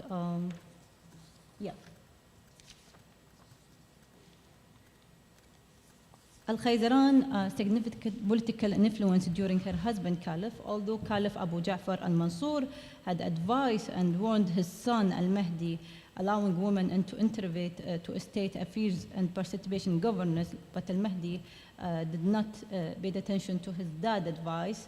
So Al-Khayzaran was controlling over al-Mahdi through even the wazir or the minister Yahya al-Barmaki as well. He always asked her for her permission in any decision he can make, especially with to save the throne of her son Harun Rashid. Al-Khayzaran played the main role to secure her son Harun al-Rashid, the second one, Harun Rashid position as in caliph, because her first son Al-Hadi, who controlled her for 1 year, and as Ibn Kathir mentions that Al-Khayzaran and Yahya al-Barmaki, they played the main role to secure Harun al-Rashid and his position within the throne. The political influence of Khayzaran shows that she practiced this political through her. This says that to give it a permission or a stamp. This is on different document. I don't have any document shows you guys that she used it actually, but this is an evidence that she give an order and for any decision she make within Al-Hadi or Harun al-Rashid time. Her action ensured that Harun al-Rashid succeeds his throne. This is the first beginning, and then she tried to practice more on during Harun al-Rashid time. This is an influence of the Vizier Yahya bin Khalid al-Barmaki. As I mentioned, she was control her two sons Al-Hadi and Harun al-Rashid. Even though that some of the historical sources mentions about her power and financial power. This is some of her wealth, let's say, or financial authority. During Harun al-Rashid, she spent 1.5 million dinar on the wedding. She rewarded one of Abu Quraysh to announce that she's pregnant. It was a pregnancy with Al-Hadi, her first son, and even she found out a lot of treasury of luxury agreements sent by her son Al-Hadi during Caliph Al-Hadi, who tried to control her, but still she still have a lot of, or she owned, or they found out that she owned 18,000 pieces of final silk during her time, or in her private collection. During Harun al-Rashid, she increased her financial authority, publicly acknowledged her economic contribution. Her seal symbolized a control over funding and allocation of their resources, possibly used her seal to authorize the expenses, including gift to family, official, and virgin or grant physicians and members of her court. Control vast wealth, including appropriate treasures and luxury. Her seal symbolize and extend her financial authority. This is the first seals. The second seals I'd like to talk about, which is It's belonged to Zubaydah, her daughter-in-law. Zubaydah was, or let me talk about the seals first. The second seals, it's published by Martin and Eden, 2018. It measures 6.4 centimeter, weight 5.68 grams. What's written on the second seals, the first line, it's Barakatul Min. The second line is Allah, then Li'um. The third line is Ja'far, Ala. And the fourth line is Yaday. So Barakatun min Allah, supposed to be blessing from God. And then the second line, it's Li-Ummi Ja'far. Ummi Ja'far, it's word here, it's a mother of, so we use it in Arabic term a lot for express Fulan, like of this, and it comes with her son, it's followed with her son names after that. So Ja'far, it's a nickname, it's very famous for Zubaydah.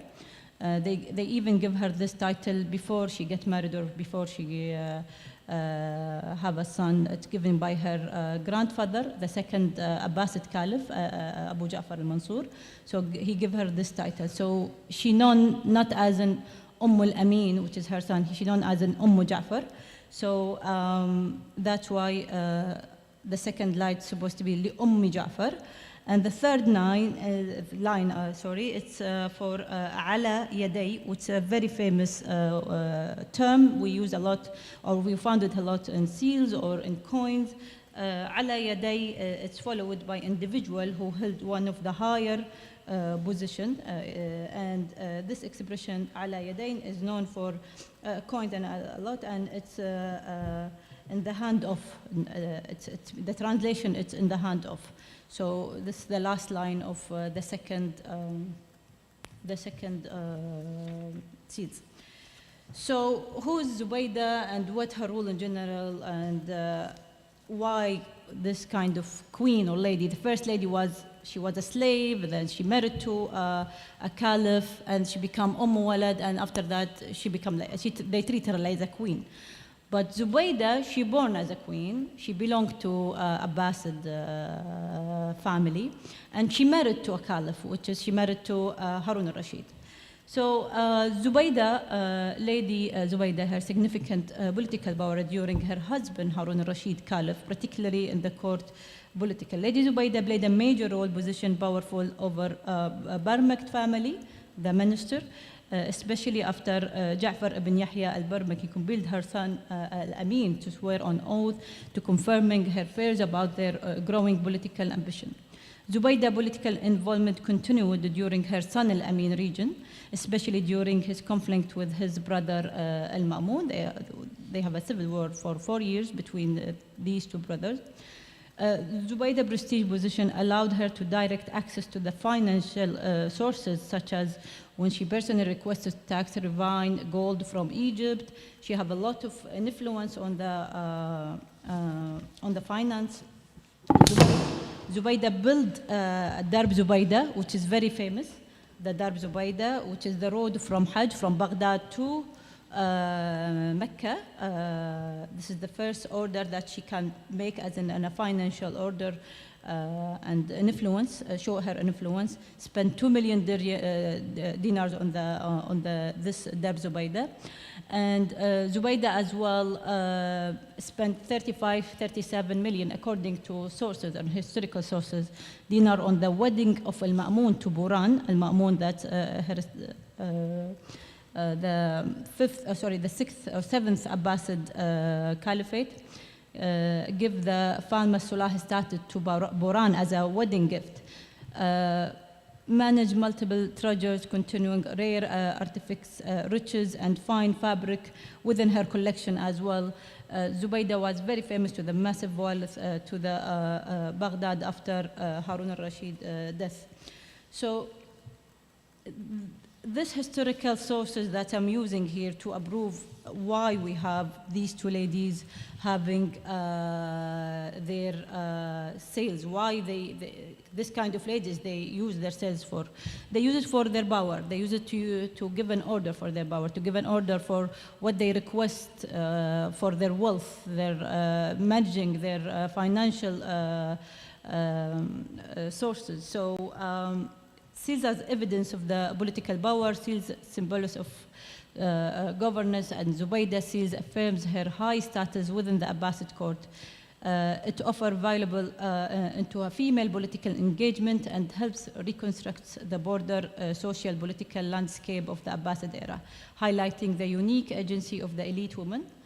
And in conclusion, the political role of elite women in the Abbasid court has often been overlooked in historical narrative. However, the survival of personal seals attributed to these women provide compelling evidence of their active engagement in the governance and decision-making process. Elite women of the Abbasid court were far from passive figures confident to the private sphere. Rather, they exercise their political authority power attested by seals from both their name and title. Thank you so much.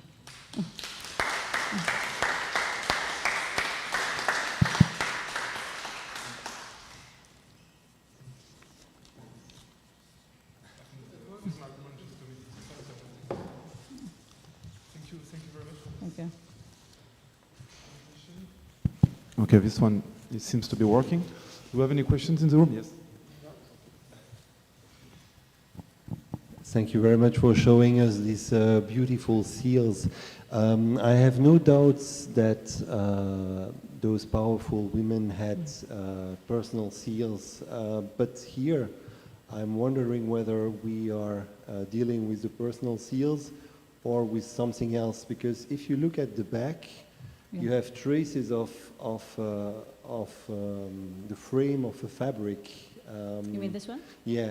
So to me, this looks as something that has been applied to a fabric. So it could belong, for instance, to sacks of grains, and we know that those women had agricultural estates in many places over the empire. So I could imagine that those seals are not the own seals of those two powerful women, but marks of properties. So, for instance, a grain would have been collected, then put in sacks, and to show that those sacks were belonging to Zubaydah, they would apply a lead seal on the sack, and it could explain why you have traces of these special frames. The frames here, the shapes. Yeah, it's good. It's good suggestion, to be honest. Yeah. Yeah. Yeah.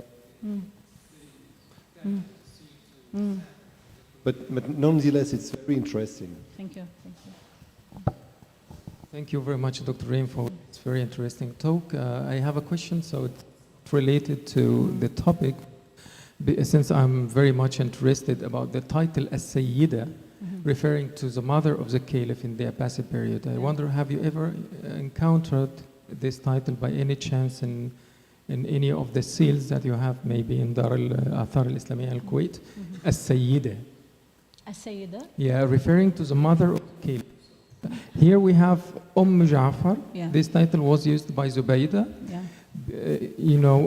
When she was the wife of Harun al-Rashid, but during the time of her son Al-Amin reign, she holds the title as-Sayyida, Yes. and it appears in all coins and everything. So Actually, not just Zubaydah who held this title as Sayyida, even during Seljuk period, Buwaid period, because it was forbidden to say the mother name during Buwaid period. So even if we found something related to Zubaydah and just written as Sayyida, we will be sure that it's for Zubaydah or another lady, because more than one lady used. Yes, Zubaydah, she's the first one who held this title, But even if we find, I didn't find anything. I wish if I found that. But Zubaydah, interesting of Zubaydah, I forgot to put it here. She have coins with her name as well.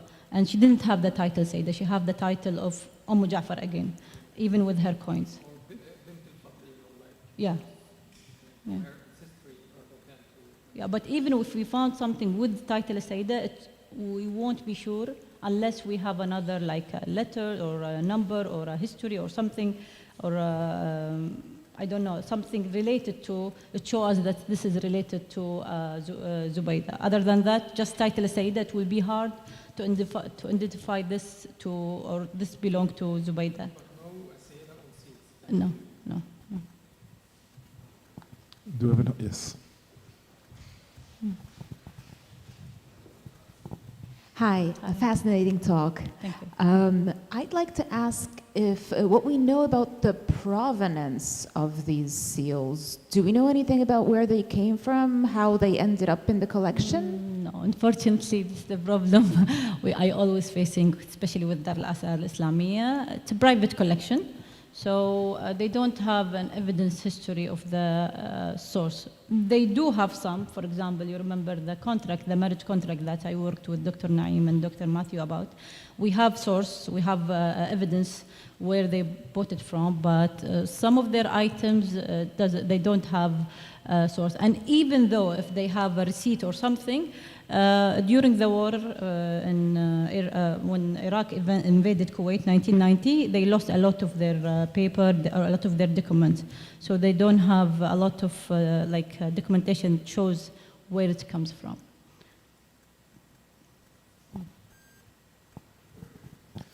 Thank you for your talk. I would like to ask whether you have, whether there are in general seals of other women in the Islamic world that were not queens, like seals of powerful women, I suppose, but not queens. Al-Khayzaran, she's not a queen. She's a slave girl. She became lady and Walad. We can't count her as a queen. She's a wife of a caliph. We don't have queens in Islamic court, but we have like empowered women, Somehow we count them as a queen because they practice their power. I mean, not the wife of a ruler. Oh yeah, no, we don't have a lot. I didn't see a lot of seals. I'm still looking. I didn't finish my article yet, but I'm still looking. Hopefully, I found some somewhere in some museum. My colleagues could help me. But we found coins, yes, but not seals. Yes, and it was a more general question to all three speakers, but there is. So. You mentioned the possibility that there were that one of the seals was attached to some kind of fabric, which was known already from the Roman period. But I was wondering whether in the medieval period, let's say from at least after the 8th century onwards, and some of the papyri or other seals are used for private documents. Or only for, I don't know, for financial, or from rulers, or I don't know what. And I think it was a question for the first three presenters also.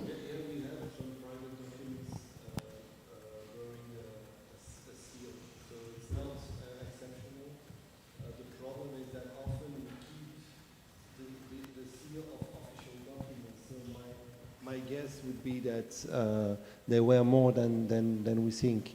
For instance, the three letters I showed that were still closed, that have been opened and are at the IFAO, were seals, and apparently there was an inscription on the seal. The last letter I showed, the Coptic letter, was also a private document that was sealed. But of course, you might wonder whether those seals had been prepared for a more official context and then reused in private context. We don't know. That's something that we have to take into account. Thank you so much. Yes. Sorry, not yet. They want to run away. The intruders in a way, but it's so yeah, exciting. Thank you very much. I have actually 2 questions or comments, and they may also refer to the other papers. So these 2 seals seem to have been produced by just using a piece of lead that you had to heat, and then you put an imprint and you get this kind of seal. And later on we will talk about how Byzantine seals were produced. Some 20 years ago, I published with Stefan Heidemann, who is in Arabic Islamic Studies at the University of Hamburg right now, Byzantine seals with inscriptions in Syriac and Arabic. And at that time, we looked for proper Arabic seals or Oriental seals in lead. And we didn't come across many of them. So I remember that in a Byzantine hagiographical source from the 7th century, we found a passage that I think it was Christians who had paid their taxes were obliged to wear a lead seal attached to the neck. And then we came across the kind of seals that you also showed in copper, but there were very few proper lead seals at the time known. I mean, I'm talking about something around the turn of the 20th or 21st century. So now you were talking about 2 lead seals issued by women, and to me it seems as if it was the exception that they were issued by women rather than men. But still, I wonder, how many lead seals do you have? I mean, is sealing in lead still the exception? Yeah.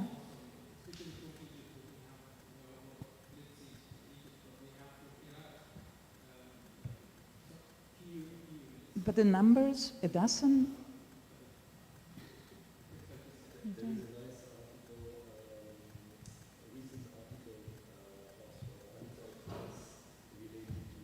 I meant, yeah, I know, yeah.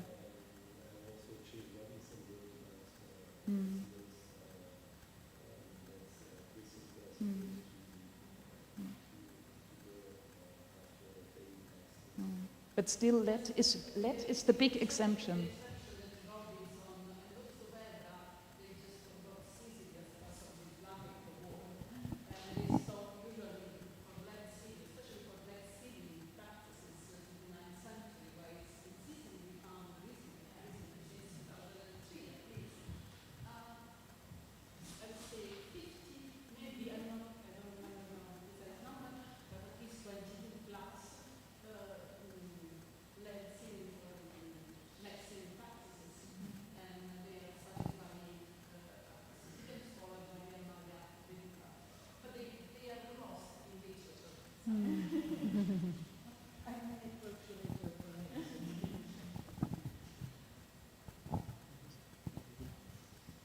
Okay.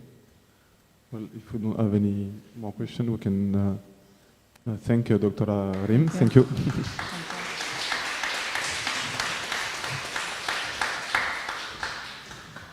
And we will conclude the morning session with Jean-Charles Dussen. I think I need to introduce him, but I'm going to do it anyway. So, Jean-Charles Dussen is a professor à l'École pratique des hautes études in Paris. And he will present us the seals of the Near East, the medieval Near East, in the collection of Al-Sabah, and we will stay in Kuwait for this last presentation.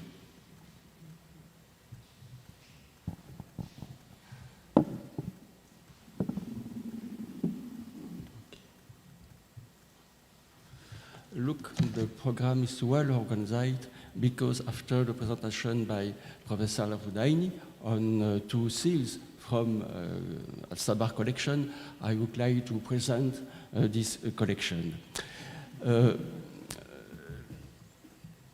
Ce sera en réalité une présentation qui tentera de donner les qualités, je dirais, de la collection sigillographique conservée à Kuwait City, et en quelque sorte la mesurer ou la comparer avec les collections, les grandes collections que l'on possède et qui ont déjà été catalographiées, celles-ci ayant été inventoriées, mais son étude n'est pas encore finalisée, ni même en cours, si ce n'est pour des exemples bien particuliers. Il faut savoir que la collection a été réuni par Nasser al-Sabah Ahmed ibn Ahmed, désolé pour la faute d'orthographe, durant les dernières années du XXe siècle par achat sur les marchés d'antiquité. Et donc le problème est que tout le contexte archéologique de ces sceaux sont quasiment inconnus, hormis leur lieu d'achat, puisqu'il y a une grande majorité des sceaux qui sont d'origine indo-iranienne, voire indo-mongole, et les sceaux ont été acquis principalement pour leur valeur esthétique, si je peux dire. Mais nous allons voir qu'on peut aller peut-être un peu plus loin.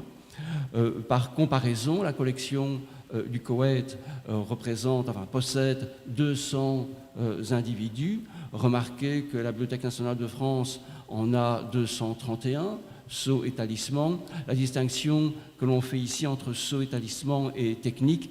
Le sceau sera l'objet qui sera apposé, sera généralement ou toujours en négatif, le talisman sera en positif, quelle que soit, entre guillemets, l'inscription que le talisman porte. C'est une distinction, je dirais, technique. L'Ashmolean Museum d'Oxford a 225 sceaux et talismans, alors que la British Library en a près de 800. Donc vous voyez que la collection du Koweït est une collection qui est parmi les plus nombreuses telle qu'elle a été réunie. À l'intérieur de cette collection, il y a une vingtaine de pièces qui seraient originaires du Proche-Orient selon les conservateurs, et cette origine a été déduite par comparaison stylistique des objets conservés dans les grandes collections ou bien par les lieux d'achat. Nous voudrions étudier ici 17 sceaux sur les 20 qui seraient originaires du Proche-Orient, voire du Maghreb, et les comparer avec d'autres individus par rapport à si pas leur matière, en tout cas par rapport aux inscriptions que ces sceaux donnent à connaître. Je vous rappelle que la classification habituelle, la typologie, mais qui est purement, je dirais, intuitive, aboutit à une classification des inscriptions en 4 catégories, plus une catégorie ornementale. On distingue les inscriptions religieuses ou morales, les inscriptions contenant le nom du propriétaire plus une inscription ou une allusion à une formule religieuse ou morale. On a des inscriptions qui ne contiennent, on en a déjà vu, que le nom du propriétaire, puis il y a des inscriptions indéchiffrées que l'on classe parmi celles qui sont incertaines, faute de mieux. Enfin, mais nous n'en aurons pas, quasiment pas, des inscriptions qui sont simplement, des sceaux qui portent uniquement des ornements. Mais nous aurons ici des motifs décoratifs mêlés parfois à des inscriptions. Et pour la présentation, j'ai réuni les pièces par rapport à leur datation supposée et leur matière première, étant donné que je suis ici dépendant de l'inventaire qui m'a été donné à connaître. Le premier groupe sera constitué par des sceaux syriens en agate noire. Le premier est un sceau daté du 8e, 9e siècle qui possède une inscription en négatif avec un nom de son propriétaire, Amr ibn quelque chose, et il est à remarquer que la majorité des sceaux que je vous présenterai sont en écriture négative, donc il faudra tout à l'heure en tirer une conclusion par rapport à leur emploi, puisque leur lecture, une fois apposée, devient évidente. Le deuxième, c'est pour bien marquer la lecture du amr, à l'inverse de la lecture habituelle, et qui est un exercice a priori plus délicat quand on commence à essayer de les lire. Le deuxième est plus intéressant, est aussi un sceau du 8e, 9e siècle, supposément originaire de la Syrie, qui est écrit en caractère koufique angulaire, aussi en inscription inversée, avec une inscription, je dirais, pseudo-coranique, dans mesure où on pourrait lire ma takatufan min ni'mat fa min Allah, alors que le verset coranique donne wama bi kulli min ni'mat fa min Allah. Et donc le premier membre de phrase est en quelque sorte une paraphrase de la version coranique, mais nous sommes ici dans le registre des formules morales, et encore une fois, la lecture du sceau ne pose pas trop de problèmes. Pourquoi est-ce que j'insiste sur cette correspondance ou non avec le texte coranique? C'est que tout à l'heure, nous allons devoir examiner si ces inscriptions coraniques sont généralisées ou pas, et si leur occurrence ou le choix des versets qui ont été faits est révélateur ou pas de leur utilisation. Le troisième sceau est quasiment indéchiffré. C'est aussi un sceau en agate de forme ovale qui donne à voir une ornementation en points qui court le long de la bordure de la pièce, et seul malheureusement la fin de l'inscription m'a été lisible. Il y a khalaqi, au mot créateur. Sans doute que nous avons ici également une inscription à valeur morale, mais que je n'ai pas pu déchiffrer au-delà du dernier membre de phrase. Le quatrième élément de la série est aussi un sceau sur agate portant une inscription en partie coranique, mais également avec le nom du possesseur.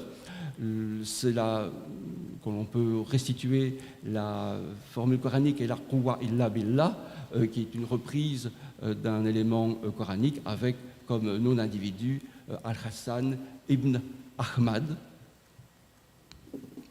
Et on peut lire le nom sans trop de difficulté. Ce sceau est de forme carrée et est un peu individuel dans la série qui nous a été donnée à examiner.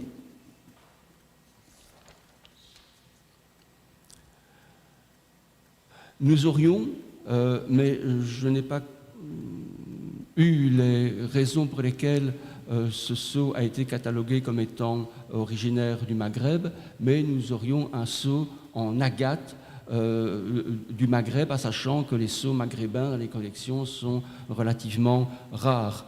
On a des empreintes originaires de l'Andalous en grande quantité, mais des sceaux en tant que tels, cela reste excessivement rare, et je ne pense pas que même à Tunis ou au Maroc, on possède des collections, en tout cas publiques. Celui-ci donc a été catalogué comme étant un sceau maghrébin, peut-être par rapport à l'origine de son achat, mais les pièces d'archives ayant disparu ou n'étant pas accessibles, je ne sais pas si c'est à cause de l'écriture ou pour d'autres raisons que ce sceau a été catalogué comme provenant du Maghreb. Quoi qu'il en soit, on a une formule qui va s'avérer être très diffusée, qui est aussi une formule de caractère moral, Khasabi Allah, Dieu me suffit, ou ma suffisance étant Dieu, qui est ici tracé en forme de forme négative pour être apposée et qui est également une la reprise d'une formule coranique. Nous allons changer de matière première pour passer à la cornaline, avec un exemple de forme ovale comme l'exemple précédent, toujours originaire de la Syrie, mais qui, d'après son écriture, a été daté du 9e ou du 10e siècle, avec à la fois une inscription religieuse ou morale, plus un anthroponyme. On a Billah, Moussa, Ibn, Mohammed, et cette forme ovale est une forme qui est très répandue dans les exemples conservés dans la collection en question. Un autre exemple de cornaline, ici du 8e siècle et supposé originaire d'Irak, est une inscription, un sceau en écriture négative, écrit en koufique, et qui nous donne une partie d'une sourate coranique, la sourate 112, Al-Ikhlas. Qul huwa Allah ahad, Allah as-samad, lam yalid wa lam yulad wa lam yakun lahu kafawan ahadun. Et cette sourate, nous la retrouverons par la suite sur cette série, car elle est une des sourates qui a été le plus marquée, la plus diffusée pour noter le monothéisme, ou en tout cas la foi dans le monothéisme. Et on a bien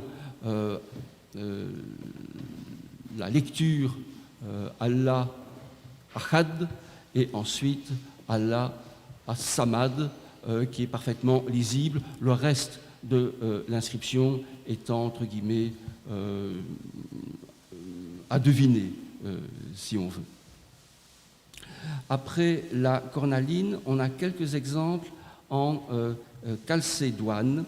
Le premier a une forme ovale et est en positif, peut-être directement lu, et donne également une citation coranique, Rabbi Habali Hakman wal Hakni bis Salihin, Seigneur, accorde-moi la sagesse et joins-moi au juste. Cette inscription, cette citation coranique est beaucoup plus rare dans les collections, et tout à l'heure nous allons devoir nous interroger sur la prégnance de certains versets par rapport à d'autres. La première partie du verset qui est relativement bien lisible. Un autre sceau en chalcédoine blanche, également du 9e ou 10e siècle, originaire de Syrie, d'après la collection dans laquelle elle a été achetée.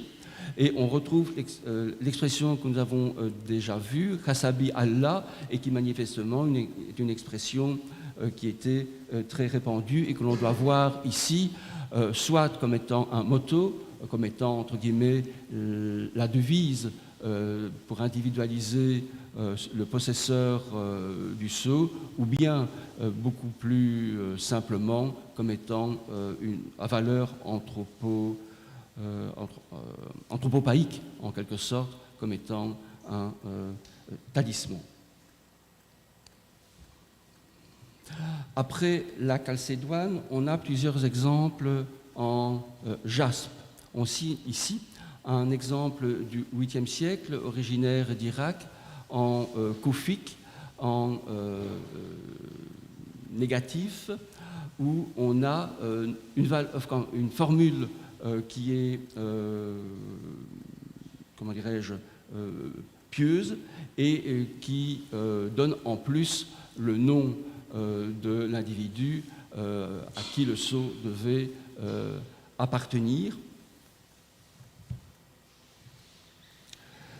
Ya Ali ibn Mokhlid, Ahmad Allah wa Tazdad, le sceau est à étant à lire de bas en haut.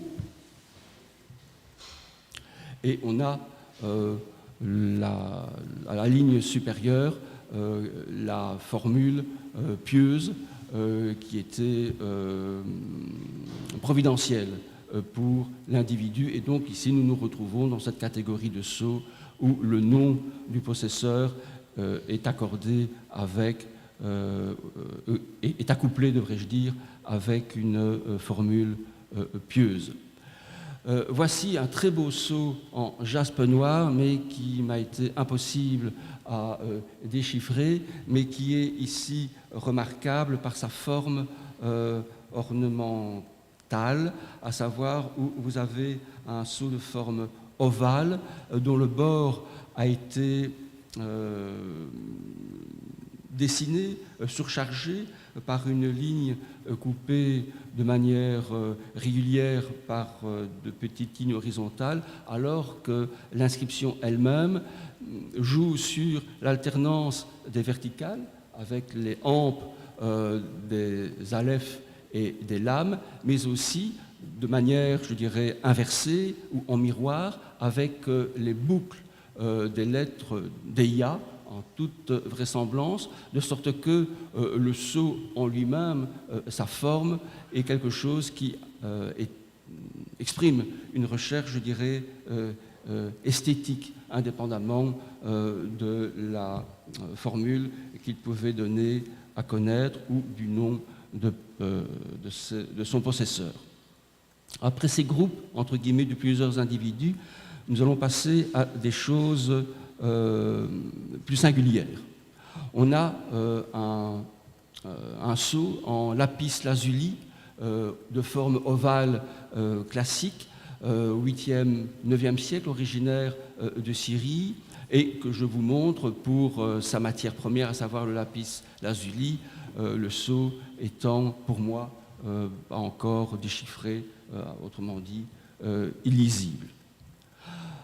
À côté du lapis lazuli, nous avons quelques individus en quartz, dont ce beau sceau du 8e, 9e siècle en négatif, mais qui donne à connaître le nom d'un individu, Saad as-Salaki, manifestement, plus, entre guillemets, peut-être pas son titre au premier sens du terme, mais son épaisseur sociale, je veux dire, parce qu'il se dit lui-même Maoula Amir al-Mu'minin, ce qui tente à penser que l'individu n'était pas un inconnu, mais sans doute étranger de son lieu d'origine, puisque sa nisba à Salaki a été donnée à connaître. Donc ici, on a un sceau manifestement individualisé, mais qui appartenait à quelqu'un qui, sans doute, était monté dans l'échelle sociale grâce à son affiliation.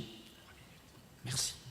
Un sceau en verre, le verre étant peu représenté dans la collection, un sceau plus tardif, mais qui est intéressant parce que ici aussi on a une inscription, lillah, très répandue certes, mais qui a été d'une manière esthétique représentée en jouant sur la symétrie de sa représentation, puisque vous avez un axe vertical à la droite et à la gauche duquel cela peut être lu sans problème, mais même l'image en tant que telle, même si elle n'est pas lue, se prête à la contemplation.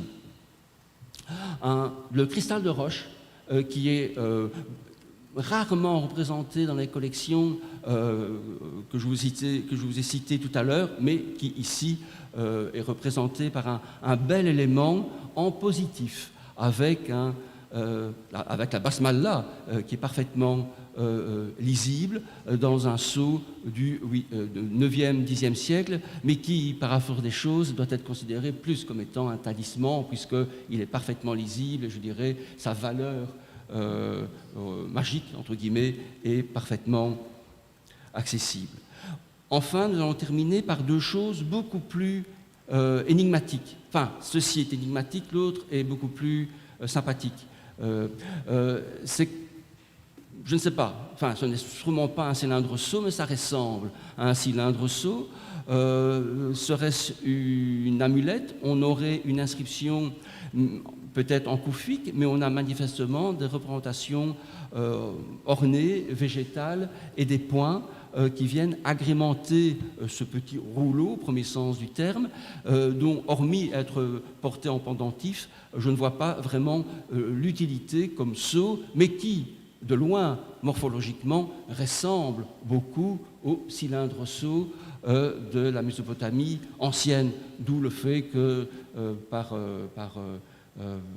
défi, mais avec un point d'interrogation, je l'ai considéré comme étant peut-être un cylindre seau, mais examen conduit, ce ne serait certainement pas ça, parce qu'on n'a pas d'autres exemplaires.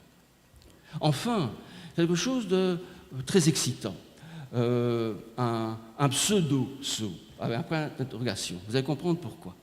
C'est un sceau en cornaline, au 8e siècle, originaire de l'Irak, qui donne de manière bien lisible la sourate 112, mais ensuite, à l'avant-dernière ligne, on a Hadha Fas Moussa ibn Jafar, alayhi salam.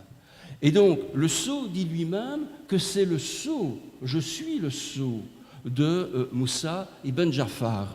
Et le Moussa ibn Jafar en question, c'est le 7e imam pour les chiites du Haut-de-Simain. Donc, ce n'est pas n'importe qui, c'est un sceau magique quelque part. Mais vous vous en rendez compte, si cela avait été le sceau de Moussa ibn Jafar, il ne l'aurait pas dit de cette manière-là, et s'il le dit, c'est qu'il a voulu, le lapicide ou celui qui a commandé le sceau, en rajouter ou donner une valeur magique, si on veut, à un sceau à cause de celui qui aurait pu en être le possesseur et qui, par ailleurs, pour les chiites du Haut-des-Simains, a une valeur, je dirais, religieuse et magique quelque part, ou symbolique très fort. Vous avez ici en écriture inversée Hadha Fas Moussa ibn Jafar. Bon, quelques observations à défaut de conclusion. On constate tout d'abord la diversité des matériaux utilisés par la présence à la fois du verre et du cristal de roche, ce qui est rare. Et quant aux formes, on a des formes qui sont tout à fait régulières et que l'on retrouve dans d'autres collections avec une majorité de formes ovales. Remarquez que tous ces sceaux sont musulmans, les sceaux chrétiens étant marqués par une croix ou par un anthroponyme particulier que l'on peut identifier, ce qui n'est pas le cas ici dans l'ensemble de la collection. La majorité des sceaux qu'on a examinés aujourd'hui, 12 sur 17, sont en négatif, ce qui implique un emploi direct du sceau en vue de donner une inscription à lire et pas simplement une empreinte faisant foi, mais ici on a une identification qui est évidente pour le lecteur intéressé. Identification évidente, disais-je, peut-être pas, car sur les 17 sceaux, seuls 6 donnent le nom, isme, avec ou non le nasab de l'individu. Donc on retourne à ce qu'on avait évoqué tout à l'heure, la alama qui est utilisée comme identifiant, ou bien la formule qui est utilisée simplement comme étant une formule talismanique, si je peux dire. Mais bien, on a certes une majorité de formules pieuses, dont, je vous rappelle, 5 sont des citations coraniques ou des allusions à des passages coraniques. La plus courte étant Khasabi Allah, marquée 2 fois sur nos sceaux, et la plus longue étant la sourate Ikhlas, elle aussi indiquée par 2 fois et 1 fois dans sa complétude. On a des versets qui sont transposés de manière parfois elliptique. Je ne peux pas vous dire maintenant, à ce moment-ci, si ces occurrences sont significatives, car en passant en revue les catalogues des grandes collections, je m'aperçois que la variété des versets coraniques utilisés n'est pas si grande que cela. Il y a manifestement des versets qui ont été choisis, ou en tout cas qui ont été répétés peut-être de manière traditionnelle, et cela doit être, je dirais, encore investigué. Et enfin, on a peut-être la chose la plus intéressante, mais vous me démentirez peut-être, un pseudo-sceau qui, par sa désignation et celle de son possesseur, à savoir Moussa ibn Jafar, est en fait plus un talisman qu'un sceau réellement de propriété. Enfin, hormis pour le dernier élément, ces éléments se retrouvent dans les autres collections déjà mentionnées, ce qui fait de la collection As-Sabah du Koweït une collection représentative qui mériterait d'être mieux connue et surtout bien cataloguée. Je vous remercie. Thank you, Dr. Jean-Charles. We have a few minutes for questions before the coffee break. Cheikh El Magal. Deux questions courtes. Comment tu procèdes quand tu veux dater paléographiquement un sceau? Est-ce que tu procèdes par comparaison avec d'autres sceaux datés, ou alors est-ce que tu vas voir par exemple dans l'épigraphie ce qui se passe, ou parce que le problème avec le Koufique, c'est que c'est vraiment une écriture qui a une longue période d'existence et d'utilisation, et on a tendance un peu à dater trop précisément mais sans critères clairs ce genre d'écriture. Et alors après je te poserai peut-être ma deuxième question. Mais en fait, en pratique, j'ai tout simplement utilisé les catalogues de Callus et de Verena Portner.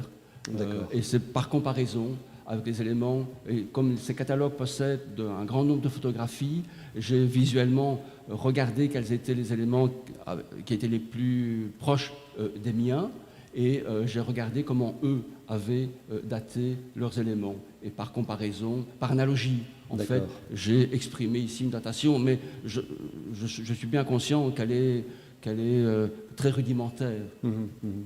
Et alors, pour ce qui est des propriétaires, est-ce que tu fais une recherche systématique dans la Maktaba Shamila, par exemple, ou dans les dictionnaires biographiques?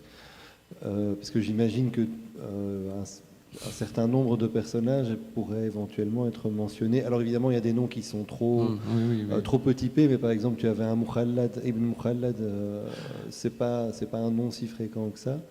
Donc, pour te répondre directement, non, je ne l'ai pas encore fait. Mais la Nisba, par exemple, Al-Saliki, mériterait, je ne l'ai pas fait, mais mériterait d'être recherché, parce que là, on a un élément qui n'est pas si courant que cela, et on a des dictionnaires de Nisba. Donc c'est vraiment un travail en cours et qui mériterait d'être, je dirais, affiné. Oui, d'accord. Oui.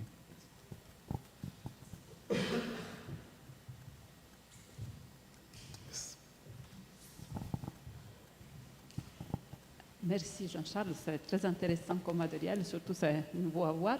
Seulement, disons, en comparaison par rapport au mot face dans les derniers, et autant que je sache, par exemple, dans l'Occident médiéval, le mot sigillum, dans ces cas-là, clairement, la référence est à la bière, ce n'est pas à l'objet khadem. Mais le mot sigillum, c'est vraiment très rare, semble-t-il, jusqu'au XVIe siècle, par rapport à des sceaux qui se nomment comme sceaux. Normalement, c'est que le nom. On ne peut rien exclure, je veux dire que c'est une comparaison de très loin, mais c'est bien. J'ai trouvé ça très intéressant de voir une fois. Parce que même dans les traditions islamiques, arabes islamiques, c'est très rare de trouver machin. Donc c'est très intéressant. Merci. Mais ici, le terme fa, je le connaissais comme terme littéraire et jamais comme terme pour désigner un objet. Je me serais attendu à khatam, par exemple. Mais le contexte m'étant inconnu, et je n'ai pas trouvé d'autres exemples de ce genre de sceau. Ce sera investigué, parce que manifestement, ça a dû être une pièce qui a dû être peut-être commercialisée, vu sa valeur, je dirais, religieuse ou symbolique ou magique en tant que telle. Moi, j'avais seulement un petit follow-up sur ce qui a été dit jusqu'à maintenant. À Byzance, c'est complètement l'envers, parce qu'on a beaucoup de sceaux qui disent « moi, je suis le sceau de ». Et ouais, c'est très très répandu au 8e siècle, c'est très normal. Et on va du coup parler de ça dans 30 minutes. Et ouais. Merci beaucoup pour cette précision. Alors, ce sera à revoir dans ce contexte-ci, évidemment, mais ça veut dire que cette pratique, qui pour moi, que le sceau se désigne lui-même, je trouvais ça, comment dirais-je, insolite, extraordinaire, mais manifestement, ça ne l'est pas selon les habitudes et les cultures. Merci.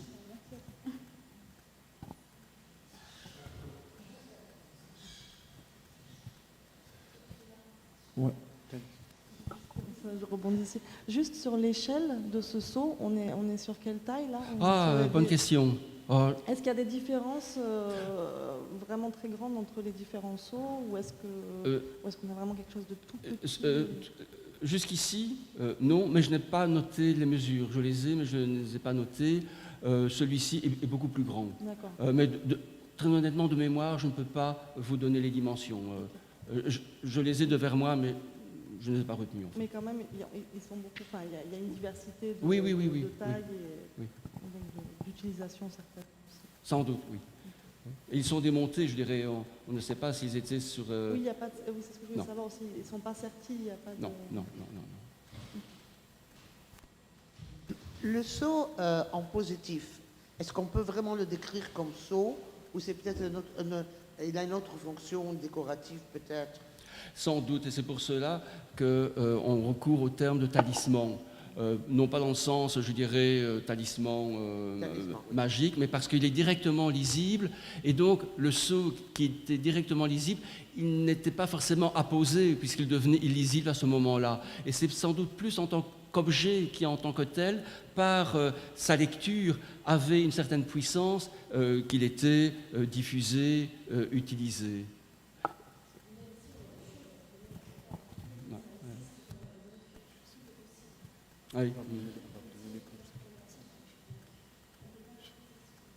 Oui, certes.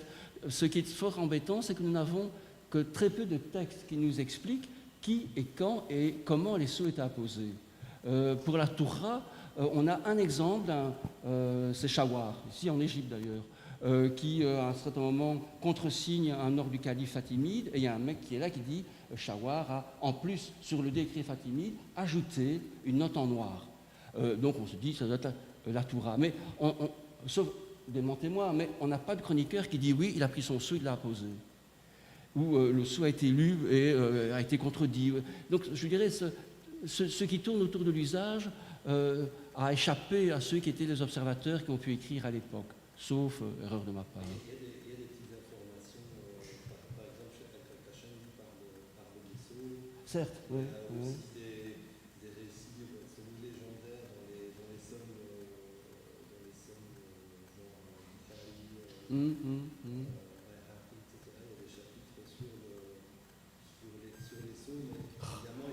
oui, mais Al-Bukhari, bon... Oui, d'accord, mais même si c'est forgé, ça peut dire quelque chose d'une époque. Oui. Mais la difficulté, c'est qu'il faut rassembler ces informations et qu'elles sont dispersées un peu partout. We have one last question. A quick one then. Have the Quranic surahs on these objects, do they have any comparison to the ones that are typically used for Arabic, for amulets written in Arabic, which also select specific surahs to include in the text? Oui, effectivement, les versets utilisés sur les amulettes ne sont pas ces versets-ci. Sur les amulettes, on a des versets qui sont bien traditionnellement utilisés en magie ou d'une manière, je dirais, plus performative. Et ce sont des versets qui sont différents des versets que l'on retrouve ici, qui sont des devises ou plus des valeurs morales, si on veut, providentielles et pas forcément agissantes. Merci. Thank you. You can continue talking around the coffee break. Thank you very much. We can applause all the participants of the morning.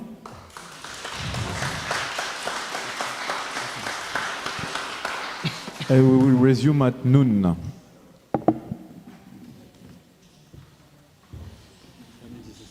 Et voilà. Je vais pas dire aux Iraniens pour le dernier. Ouais, on va un peu le Oui. pour récupérer. Ouais. Juste, ça, sympathique.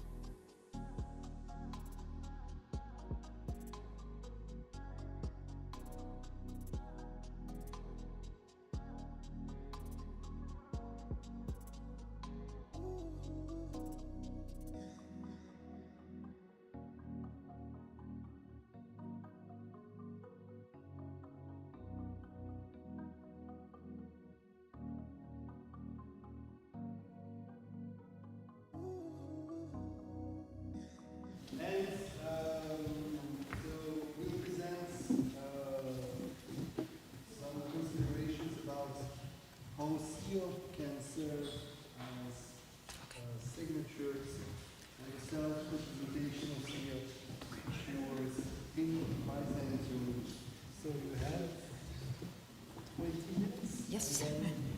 Until 25 past. Yes. Okay. Start negotiating. That's the Byzantine tradition. Anyway. Not the German one. Don't let us get into this.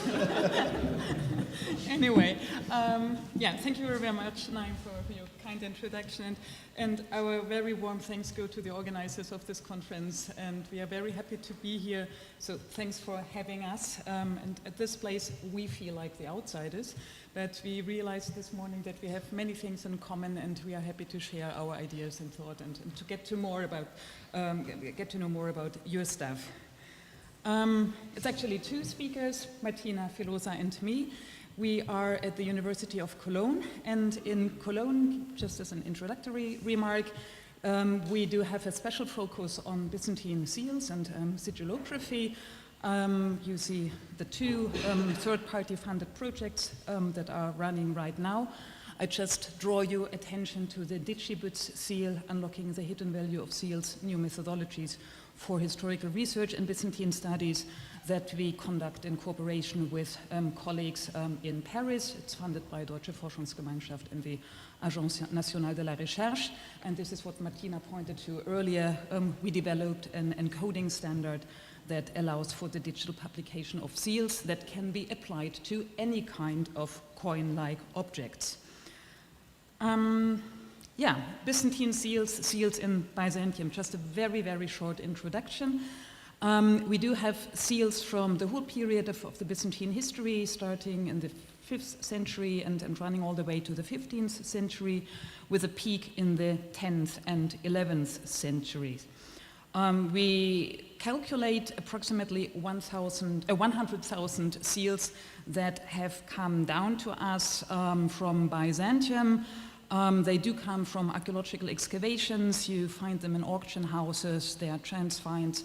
The number is growing year by year. When I started in sigillography, we were talking about something like 60 to 80,000 seals. So really, the number is getting bigger and bigger.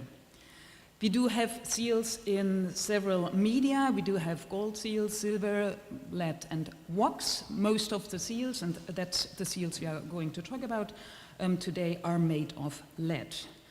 The main language of Byzantine seals is Greek, of course. Greek was the language of the Byzantine Empire, but we do also have seals with inscriptions in Latin, and we do have seals with inscriptions in Georgian, Armenian, Syriac. I mentioned this earlier. So this is proper Byzantine seals with the Byzantine formula, seals that show an image of a saint, male or female, mostly male, and inscriptions in Georgian, Armenian, Syriac, Arabic. Seals are coin-like objects. They have the size of a diameter of approximately a €2 coin. And seals were issued by all kinds of people in Byzantium, men and women, bureaucrats, aristocrats, members of the high clergy, but we also have professionals like doctors, tax collectors, butchers, etc., etc. So seals give us insight into the everyday life of the Byzantine society.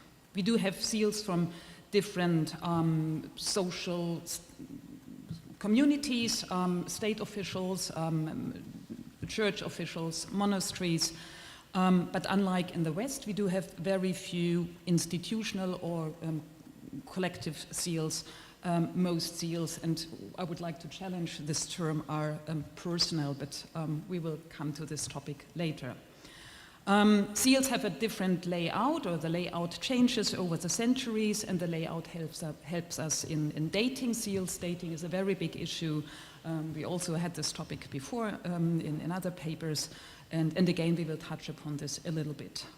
When it comes to layout, just to mention, we do have monograms, mostly on early Byzantine seals, block or cruciform monograms. Most seals have an image, shown iconography. Pre- and post-iconoclast iconography differs very much, and most seals have text inscriptions that give a number of information. Seals were used in order to authenticate correspondence, documents, etc., etc., and they inform the recipient of a document about the identity of the sender. Why do we study seals? We do have very few archives and documents in Byzantium. So seals are the only remnants of the written documents used in daily administration and correspondence.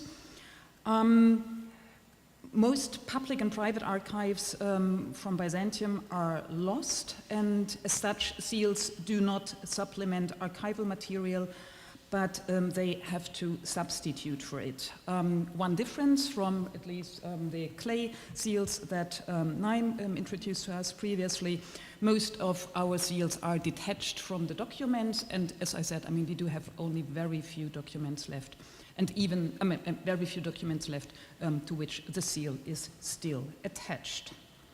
And you see numbers on the slide. What information does the seal give us? As I said, most seals have an inscription, and the inscription in most cases informs us about the personal name of the seal's issuer. Starting from the 10th century onwards, we very often come across a surname.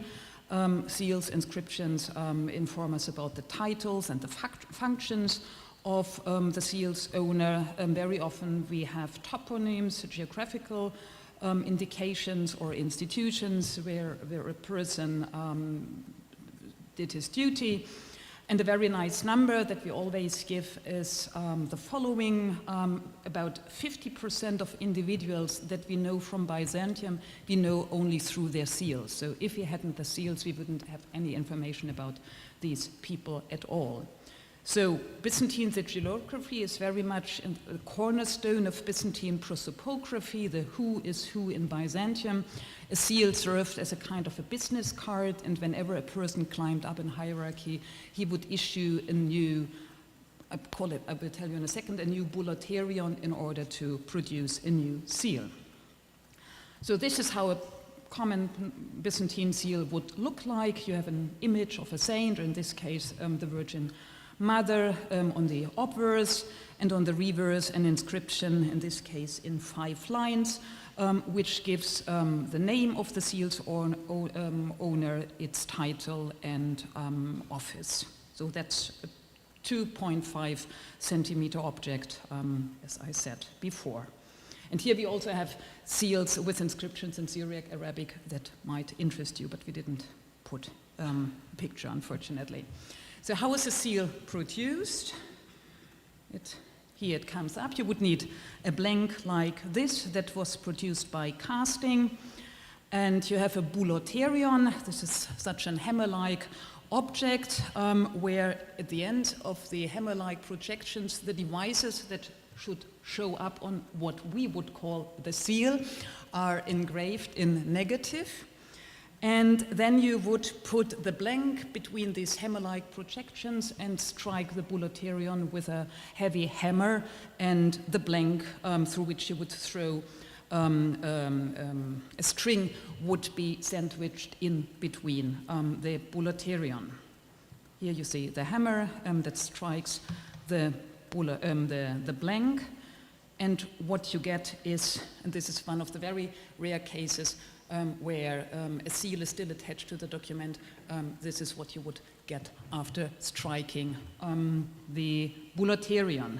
So the document we are showing here on the slide is the so-called Testament of the nun Maria, whose secular name was Kale. She was of Georgian origin, Maria Pakuriani.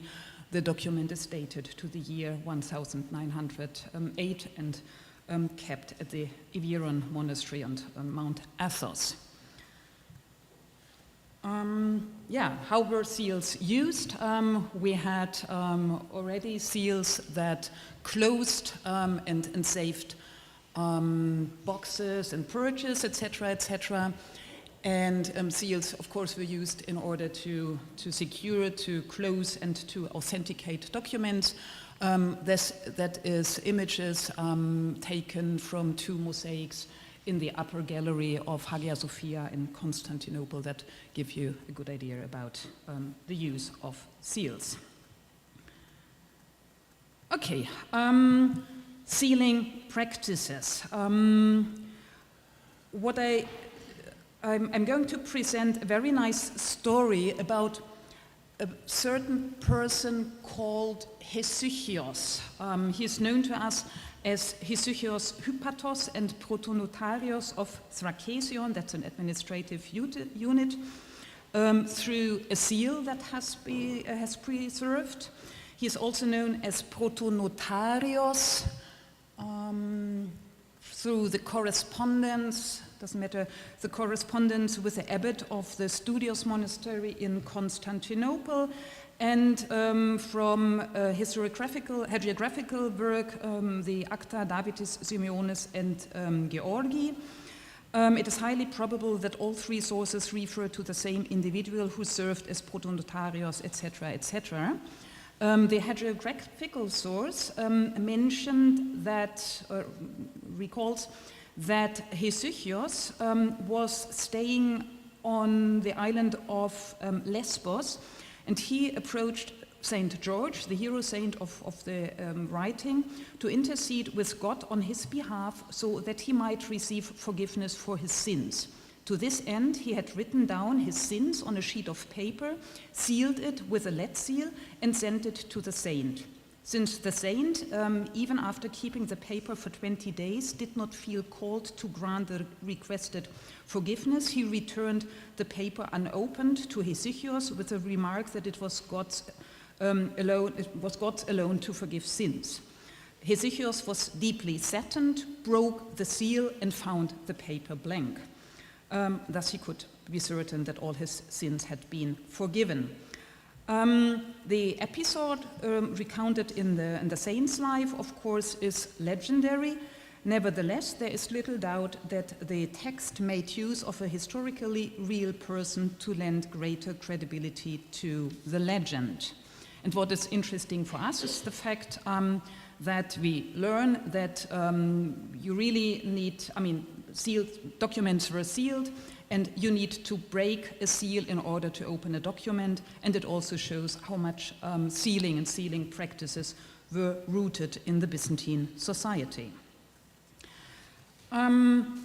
When it comes to the question of signature, that's a very difficult question, or a very difficult question to answer, to which extent seals were used as signature, since, as we said, most of the documents are lost, and there are only a few seals still pending on the documents.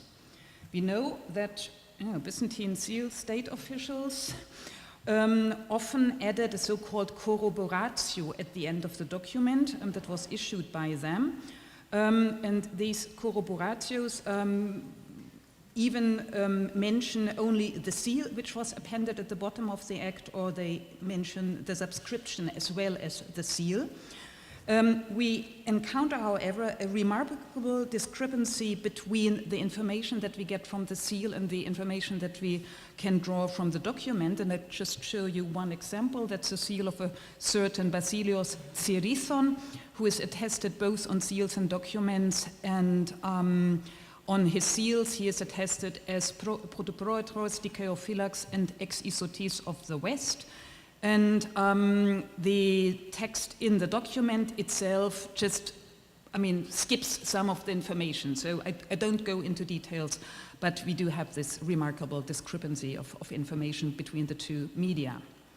The same is true with the seal of Theodoros Kladon, who is attested both in seals and documents from the late 10th century. He is known as Protos Passarios from 5 seals.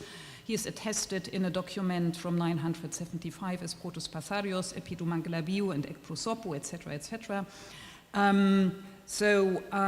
Again, we do have several seals, but the most interesting thing is that we do have this document that points to what is called the usual seal of the issuer. So the document would have been sealed by the usual issuer.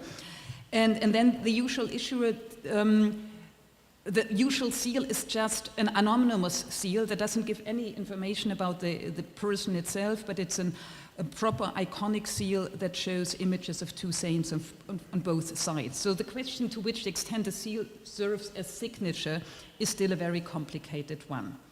The usual lead seal is a very common expression on seals. which points to the fact that a seal would be easily recognizable by the recipient. I mean, we would think so. And coming to you, seal, I mean, seals are speaking to the recipient. We do have seals like telling, I am the seal of this and that person, but very often we also have this inscription that reads as Hus Frayesimitin Grafin Vlepon Gnotzi. You will understand whose seal I am when you open the document. So there was no formula. The design of a seal was the issuer's choice. And with this, I turn over to Martina. Please give us 5 more minutes. I will just give one example. Hi, I will actually.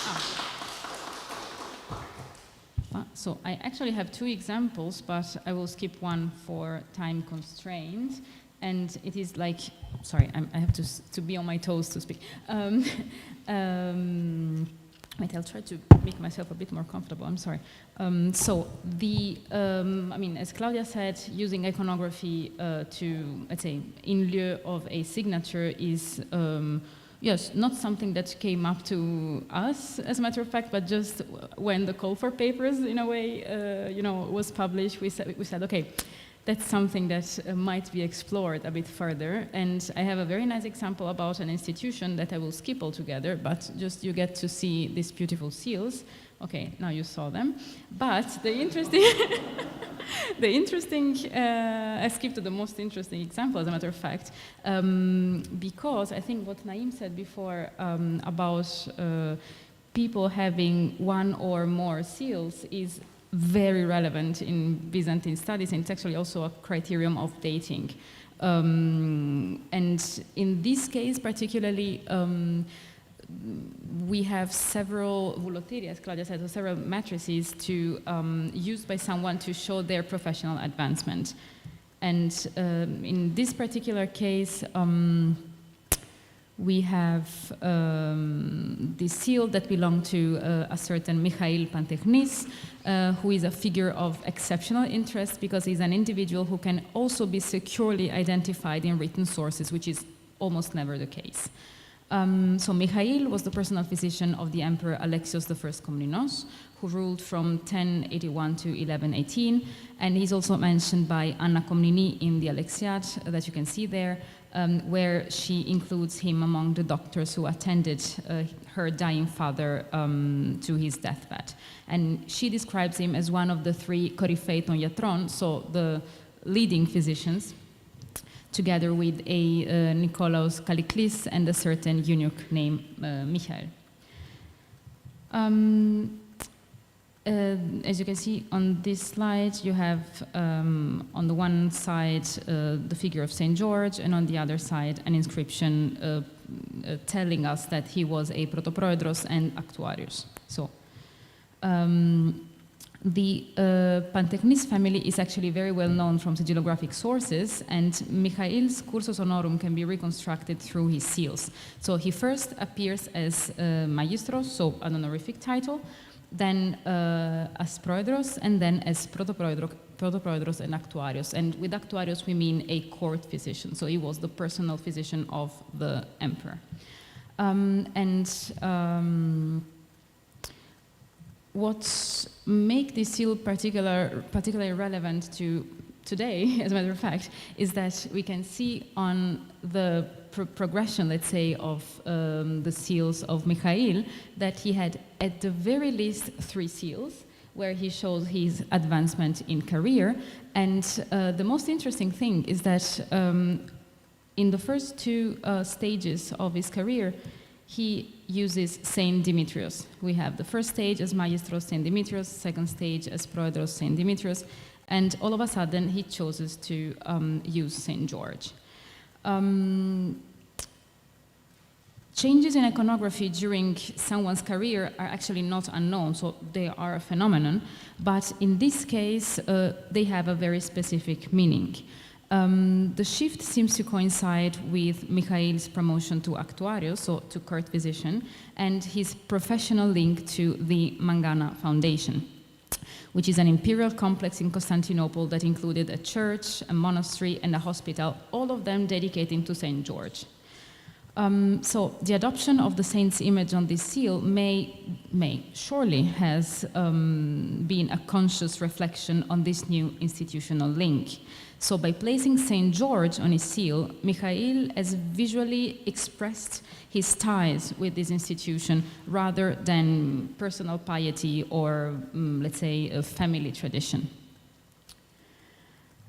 So in other words, this seal actually encapsulates both the social mobility and the institutional embeddedness, if I can call it like that, of its owner. And through a change of iconography, Michael Pantechnis made visible in miniature form, because we're talking about very small objects, his career progression and his integration within one of the most prestigious imperial foundations of his time. So, just very quickly to wrap up for the last couple of seconds, we have been asking ourselves, yes, how can a seal also serve as signature? We don't have the documents, we pretty much only have the seals to identify who the person was who was issuing the seal. And as a matter of fact, seals are for us signatures in two ways. So for the original recipient, they are actually a mark of authority and authenticity for the document or the letter that they were receiving. And for us, let's say Byzantine sigilographers today, they are really the sole surviving trace of the self-representation of some person. And yeah, with that, I would say I'm only 2 minutes over, so thank you very much for your patience.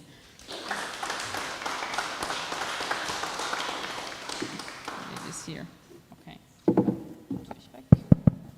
Thank you for sticking to the time. Are there any questions? Otherwise, I will start by asking myself a question. Nicolas has a question.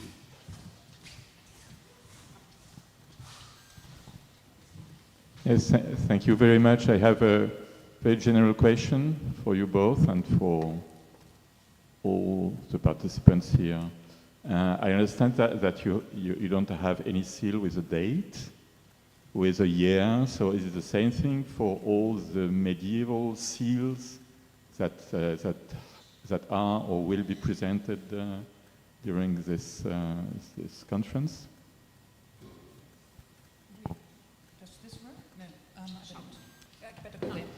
We have one group of seals with a kind of a date, the seals of the so-called commerciaria, that give the indiction, so the so-and-so year within a cycle of 15 years, but that's the exception. Otherwise, seals are not dated. And our problem is, as we said, that most seals are not attached to the document. So in the very few cases that we do have seals attached to the documents, we can provide a date, and these seals serve for comparison in order to date other seals. But for the moment, we have a very small corpus of dated Byzantine seals. And another way of dating seals is linking them with people that we know from literary sources. I mean, we have this kind of cases. The number of dated seals is growing. What we would need is a new corpus of dated Byzantine seals, but dating is a big problem. So it's mostly done by comparison, epigraphical criteria, etc., etc. Yeah. I'm curious about the relationship of the image with the text that people could actually read, and the function of the monograms. So if you had the image on one side and the inscription that people would read on the other, would the monogram replace the image, or would you have examples with text of some sort on both sides? How did that work? I don't know if it has been codified, but we actually have, so monograms only appear, let's say, until the 7th century, block monogram appear only like until the 7th century, then they're substituted with cross monogram, which appear until, let's say, 9th century, and then they start again, let's say, in the 12th century. So just to give you a chronological background. So monograms are also very tied to, let's say, to a timeline, if I can say like that. And we have to start with this assumption.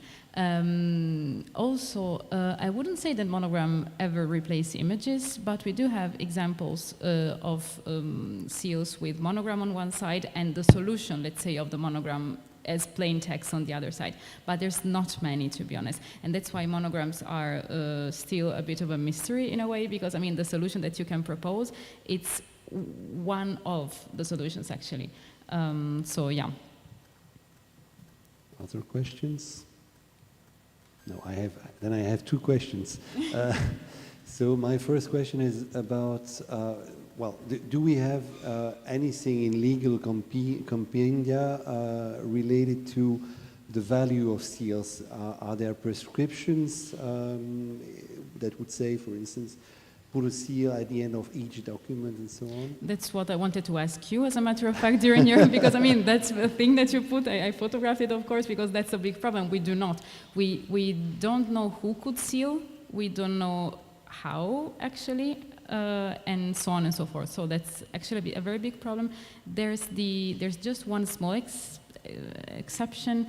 So the book of the prefect, which is dated to the 10th century, where you have, let's say, it is said in a way who should receive a seal for so many, I don't know, kilos of how you call it, meal, flour or wine or so on and so forth, that in order for these things to be legitimate, they had to have the seal of the prefect. So this is the most information that we have on sealing practices from legal or paralegal sources. Okay. Otherwise, it's only literary sources like the one that we presented, but that doesn't give much information. Okay. And do you have an explanation on how those seals survived? Why do we have so many seals without documents? Were all the seals that you present today attached to documents, or were they used also as a way to secure commodities and so on? That's a big question. What we excluded from the presentation is this kind of plomb, so one-sided seals that you produced by heating seal, putting lead into a kind of a little spoon and printing it with a sealing ring. And so that's late antique, early Byzantine seals or plombs that mostly come from the Rhone River and from the Mosel in Trier. They were used for sealing commodities most probably. This kind of seals were most probably, since we don't have written sources, used for correspondence and authenticating documents. Coming back to the seals about the two ladies, we do have a handful of seals that on the reverse show the imprint of a textile structure that points in the direction that they may not have been printed or produced with the help of a bullaterion, but again with printing something on a textile structure. So for commodities, but most seals, 99% have been used for correspondence.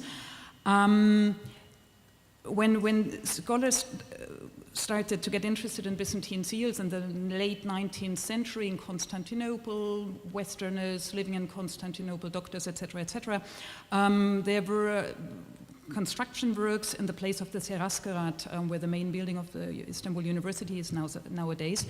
And the soil coming from these excavations or construction work was thrown into the Marmara seal, and with strong winds, the seals were brought backwards to the shore and picked up by children mostly, and the seals ended up in the antiquity market. So all collections that were created in the late 19th century mostly go back to this kind of seals, and that counts for several thousands, I would say. We have very few, couple of thousands coming from archaeological excavations, mostly Bulgaria, Crimea, and other seals come up in auction catalogs, so hundreds and thousands nowadays. Okay, thank you very much. So again, congratulations.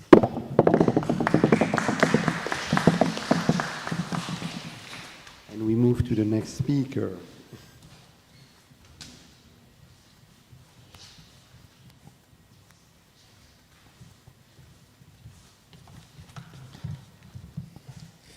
Hello, it's really glad to be here in Cairo for this conference.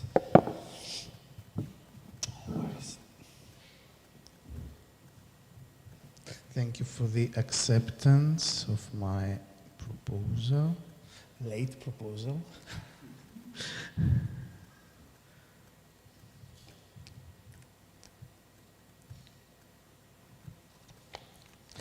So I'm glad that Claudia said a lot of the things that I would like to say. I am the presentation. I don't know where is it here. Yeah, down again. Yeah. Okay. This one, eh? Yes. So the study of Byzantine social and political history, especially between the 7th and the 9th centuries, when written sources are really sparse, needs to take into account the evidence of lead seals. Seals are mostly distributed between the 6th and 13th century, with a peak in the 11th century. You see the chronological distribution in the largest collection of lead seals, numbering 60,000 specimens from Harvard University in USA. Why is there a peak in the 11th century? The reasons were probably multiple. Increased social mobility, the growing importance of written culture and education, and the geographical and demographic expansion of the empire. The decline in the 13th century and afterwards was caused primarily by a significant reduction in the size and population of the empire, but also by the growing popularity of another medium, the wax seal. You see here the maps how evolved the borders of the empire. Who sealed and for what reason? What was sealed in Byzantium, what was sealed with lead in Byzantium, the medium of sealing. During the Roman period, among other uses, lead seals served to certify or secure products and were often found on sacks of goods. However, this practice disappeared in the 7th century. The only reliable evidence we have indicates that lead seals were used to certify documents issued by officials. Some documents have survived, with our still attached. Claudia also showed more.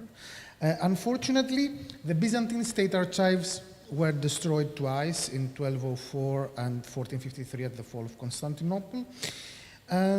Property ownership and the continuity of elite families in the Byzantine and Ottoman empires were not as stable as in Western Europe. And consequently, most private archives have been irrevocably lost.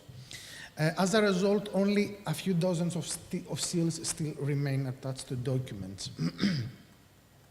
However, were they used in correspondence, in letters? We know that the official correspondence of the emperor and the patriarch with high-ranking officials and senior bishops was sealed with lead, whereas letters addressed to lower officials were sealed with wax. It is therefore reasonable to assume that a similar distinction applied also to the correspondence between officials themselves. And we see that lead as a material evidently carried greater prestige than wax in Byzantine society. But did private individuals seal their letters? This is a fundamental question, since a portion of seal owners did not inscribe deliberately their offices on their seals. Instead of stating their offices, which were in any case mentioned in their signatures, like the case of Theodoros Kladon that Martina showed, they prefer to include other elements such as expressions of piety or references to noble descent. We have clear evidence from documents. This phenomenon, which occurred primarily from the 11th century onwards will not concern us further here. Yet to what extent these officials also used lead seals in their private or non-official correspondence remains a matter of conjecture, since no letter or private document sealed with lead has survived today. The same applies to the possibility that private individuals used lead seals. Those who were certainly private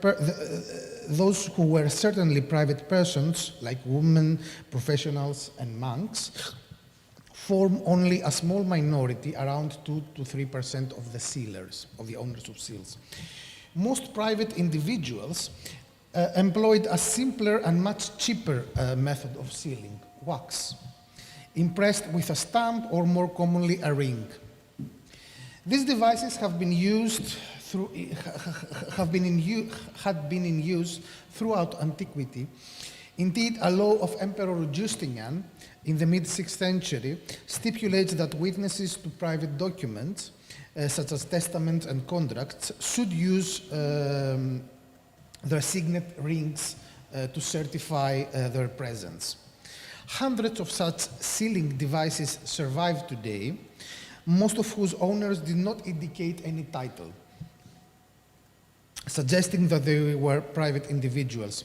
However, unlike lead, wax is perishable, and as a result, virtually no Byzantine wax seals have survived. We are thus faced with a paradox, an abundance of lead seals, but only about 6 sealing devices for lead, and conversely, almost no wax seals, yet hundreds of sealing devices. Now, let us examine the background of the individuals who used lead seals in Byzantium. For this purpose, I have analyzed the collection of the Istanbul Archaeological Museum, whose seals mostly originate in Constantinople, and since it was the capital of the empire, this corpus is more representative of the empire as a whole than a regional collection of seals. Officials in the provinces regularly communicated with the capital, the ministries, and other central institutions. In total, the collection includes 1,483 seals, Byzantine lead seals. Of these, 419, or around 28%, date from the 7th to 9th century, the period that I discussed today. And it is comparable to the number that I showed you earlier from the Harvard University collection. It is important to note that most of the seals are personal and not institutional, at least 99%. The owners of the seals can be divided into several categories. Roughly 3/4 of the owners were officials and dignitaries of the state. In Byzantium, a clear distinction existed between honorary dignities, which did not entail any duties, and offices, which did. The category of dignitaries, therefore, includes all those who mentioned only their dignity on their seals. However, as in the case of private individuals, a difficulty arises. We know from the few surviving examples on documents that seal owners did not always record all their titles on their seals. It is therefore very likely that many of those listed merely as dignitaries in fact held offices as well. We will return to this point shortly. We do not know whether there existed a regulation formally permitting someone to use a lead seal, but the evidence shows that officials of all ranks and in all sectors of administration possessed one, although higher officials are proportionally better represented. Then there are also some ecclesiastical officials, mainly bishops. Very few seals come from monastic background, only 2 collective institutional seals of monasteries, one belonging to an abbot and another to a simple monk. There is only 1 seal belonging to a woman and 2 belonging to professionals, both scholastiki, lawyers. There are also several seals of the so-called private individuals, as well as a few anonymized seals, whose owners did not mention their names on their seals. This probably reflects the same phenomenon with private persons. Now let us turn to the content of the seals of this period. Lead seals in the Roman era were generally more concise and simpler. They rarely bore inscriptions, were uniface, one-sided, and had a conical reverse. The same form and content characterized clay seals, which were the traditional medium here in Egypt, and which continued to be used for some time after the establishment of Arab rule. A few dozen clay seals have survived on papyri. I have not encountered any reports about Byzantine lead seals in museums of Egypt, so if you know any, glad to hear. During the 5th and 6th centuries, a new form of two-sided seal, similar to coins, began to dominate. And probably in the second half of the 6th century, there was a surge in the use of lead seals. Suddenly, lead seals appear everywhere in great quantities. The content also began to change at this moment once there was more available place. Many pagan symbols and iconographic motifs were replaced by images of saints, although still to a limited extent. You see the first seal. Animal and symbolic representations were reduced in favor of the direct identification of the seal owner through an inscription or a monogram. You see the monograms in the first, second, third cases. And the second is with linear inscription in Latin on the obverse and Greek in the reverse. Monograms of names had appeared gradually during the 4th and 5th centuries and became quite fashionable on seals from the 6th century onwards. With the additional space provided by the new two-sided format, many individuals, instead of including a symbol or image on the one side, chose to devote more space to their personal identification by adding one of their titles, usually a dignity or a general class or office. The office was rarely specified in detail. For instance, a person might describe himself simply as notary, like the case you see here, Sergius, the second one, without mentioning the department or the ministry to which he belonged. This brings us back to the problem of the so-called private individuals on early seals.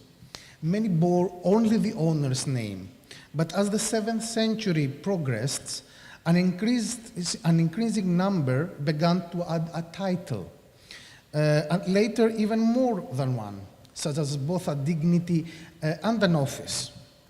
By this time, monograms of names and sometimes of titles as well had become dominant, and occasionally a single monogram combined both the name and the office. See the case in the first seal on the reverse. The monogram is Philaretos Hartularios. All the letters of Philaretos Hartularios are in this monogram, and sometimes it's very difficult to decipher them. Very strange invention. Thus, in the 7th century, seals generally contained inscriptions either in linear form or monograms or both. One side was sometimes decorated with religious figures, while other types of iconography became rare. See the second of the fourth one of an Archbishop of Ephesus with a portrait of Apostle St. John. Some seals continue to display animal motifs, most often eagles, which served both as the political emblem of Rome and as a religious symbol for the resurrection of Christ. In this period, we also find the first invocations to the Lord or to the Virgin Mary appearing on seals. Some of these invocations are in the form of cruciform monograms, as in the case of the first seal. And the second is an invocation in linear inscription of Maria, of a woman, Maria Patricia, the wife of a patrician. By around 700, the new form of lead seal had crystallized. Most seals now bore on one side an invocative monogram in the shape of a cross, and on the reverse side, in the following order, the owner's name, dignity, and office, now often including the department. And finally, when applicable, the area in which his authority was exercised if he was a provincial official. More than 90% of lead seals dated to the 8th century or to the first half of the 9th century follow exactly this formula. And you see here some seals from this period. In the second half of the 9th century, many seals replaced the monogram with a cross surrounded by an inscription, normally an invocation.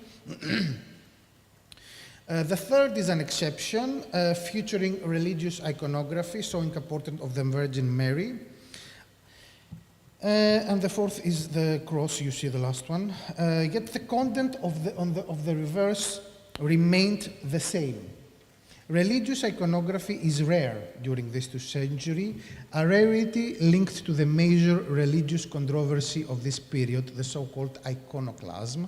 The representation of sacred figures was banned by several emperors, leading to profound political repercussions, though in the end the images prevailed.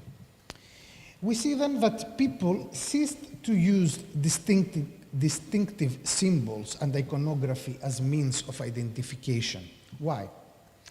This development is linked to profound social and political change of the 6th and 7th century. The ancient Roman senatorial elites and their culture were in decline, while a new elite was emerging, simpler in outlook and often of provincial or foreign origin.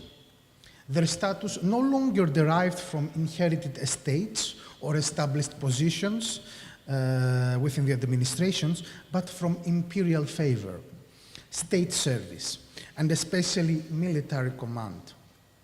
For this new elite, social prestige equated with service to the state. They did not seek to distinguish themselves as individuals. Individual is also a modern notion, but rather to express belonging to a specific group, marked by uniform and recognizable traits. Those who did display other iconography on their seals usually had a deliberate message to convey. During the controversy of iconoclasm, the image of a saint signaled allegiance to the icons.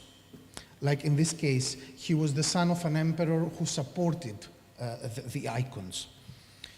In all other cases, portraits of religious figures were used by ecclesiastical leaders. Animal imagery was also uncommon, yet interestingly, when we examine those who used seals, or those who used eagles on their seals in the 7th century, they are typically officials of the civil administration, the last sphere where the older senatorial elite retained some influence. The eagle, after all, was a traditional Roman emblem. One of the main problems in sigillography identifying seal owners is identifying seal owners who share the same name. Since the documents themselves are lost, the dating of seals relies chiefly on epigraphic and stylistic features. In this period, surnames did not yet exist, mostly, and the pool of first names had narrowed compared with late antiquity or modern times. About a third of the people known from the 9th century bore one of the 10 most common names. So when we encounter two seals belonging to a John, how can we know it is the same person? The first step is to examine the inscriptions to determine whether the impressions came from the same matrix.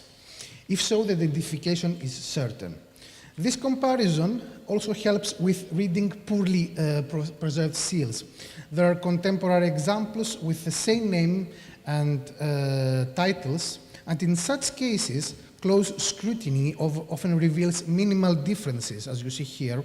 Only the underlined red sections of the inscription vary. But what happens when the titles mentioned are different between the two cases?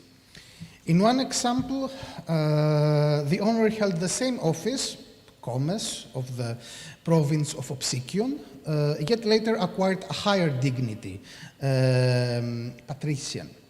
Scholars usually seek similarities between the seals.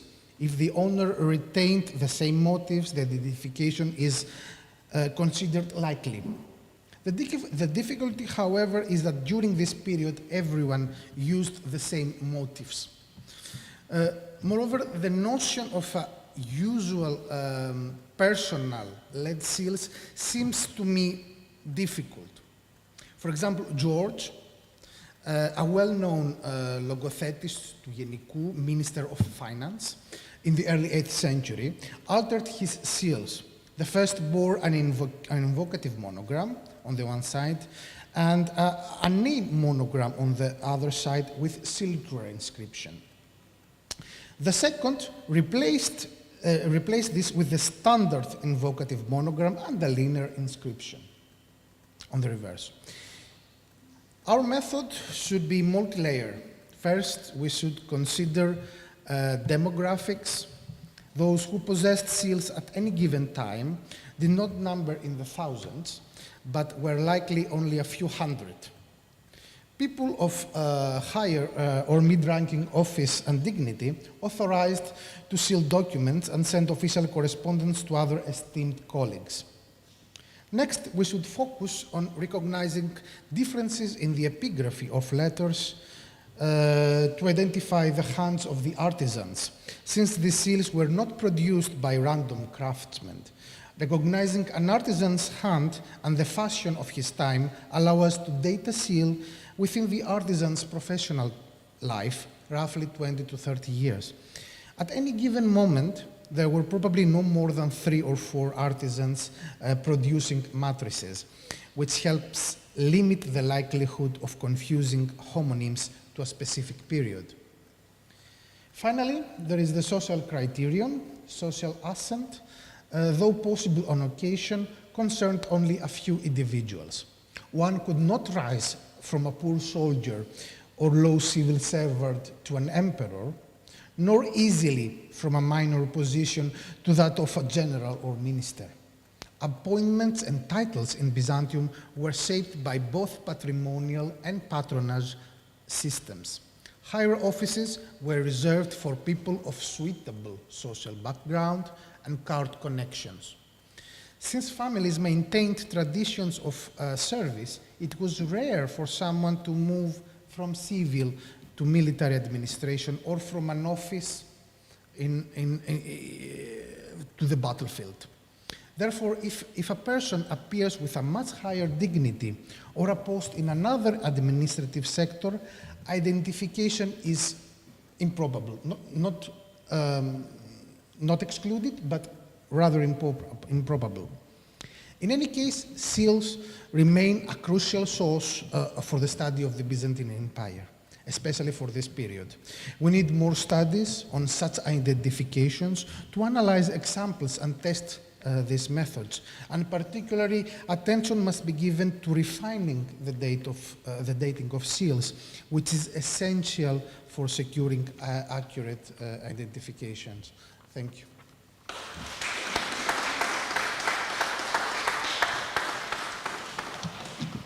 Thank you very much for this wonderful presentation. So I'm sure there are questions, probably from the Byzantinists also. Any questions? Thank you very much, and also for you for the previous presentation. I did not really catch the issue on the difference between personal and institutional seals. So how can we identify whether this is a personal and this is an institutional seal?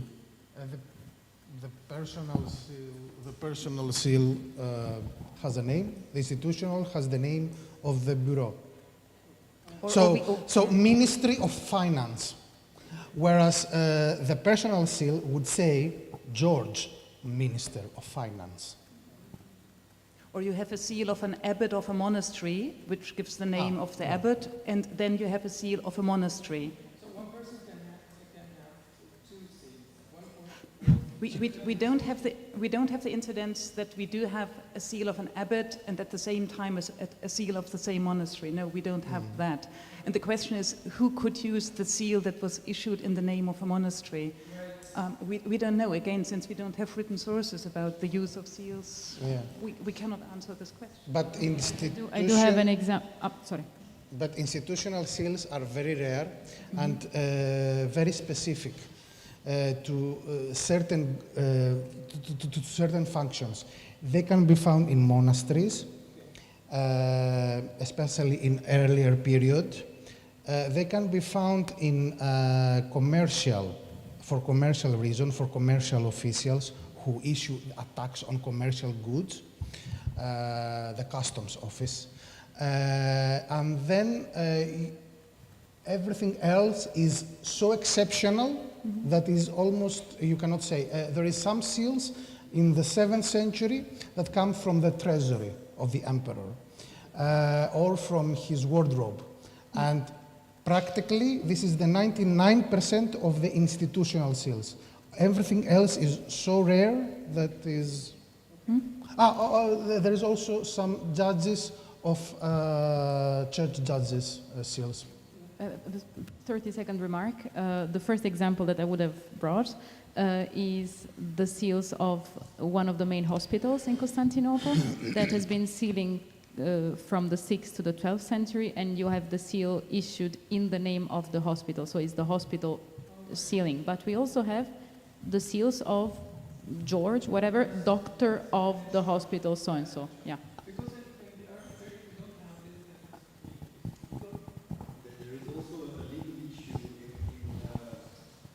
Arabic Islamic law, you don't have this notion of moral person. I don't know if it's the proper translation, but if, for instance, you have hegumenos representing a monastery, he is buying in his own name, for instance, some plots of land. He will not buy in the name of the monastery. That's a distinction that has disappeared. It existed before. I mean, in the Byzantine period, you would talk about the dikaion of the monastery, represented by the head of the monastery. But in this Islamic period, it changed. For instance, all the Sinai documents we have from the Mamluk period mention the head of the monastery buying plots of lands. So you have the impression that he's buying for his own profits, but in fact he's buying for the monastery, and that's why the documents have been kept in the monastery. May I ask a question back to you? Do you have seals of deputies or representatives? I mean, people sealing in the name of somebody. We have subscriptions mentioning an adept or representative signing for someone else, but there is no specific seal. And something that is also quite interesting in what you showed is that there was a kind of actualization of seals whenever you would progress in the hierarchy. That's something that I have never seen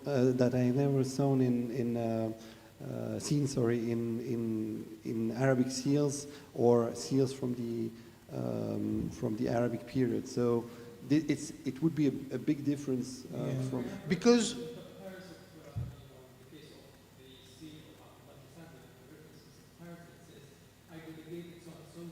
Yeah. But the seal remained the same.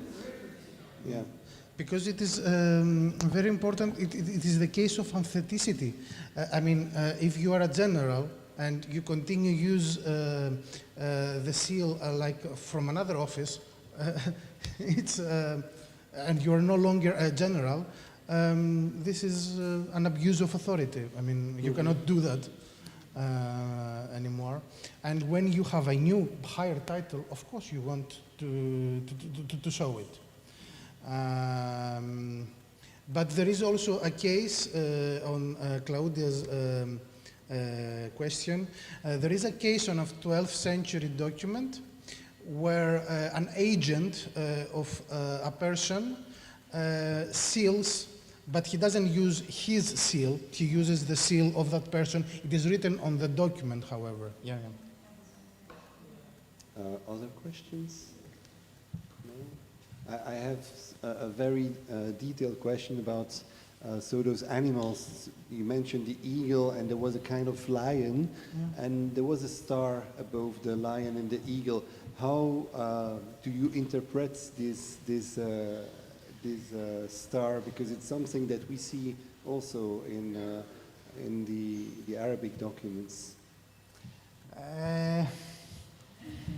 It can represent sun. It comes definitely from a pagan background, but all of these things are translated into Christian iconography in Christian terms with differing meanings every time. I mean, eagle can represent that it comes from Roman traditional iconography, is used, as I said, to represent the resurrection of Christ. In another case, we see that it represents Saint John, the one for the apocalypse, that wrote the apocalypse.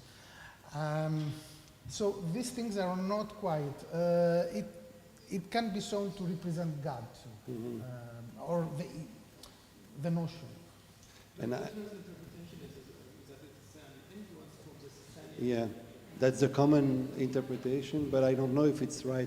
But what is certain is that after the 7th, let's say 8th century, these kind of stars and things disappear, and then they re-emerge, and other like manticores and other stuff from Sasanian and pagan, they re-emerge around the 10th century, but it is a completely exotic function. It's that interesting. is found in dresses or in other medium from anarchizing or contacts with the Islamic East and Central Asia. It's quite interesting because we have also the same in Arabic seals. So we have those stars in the early seals, and then it disappears, but by the 9th century it appears in some seals at the end of the Arabic inscription. So was there a kind of common trend? I think one of the seals that I showed,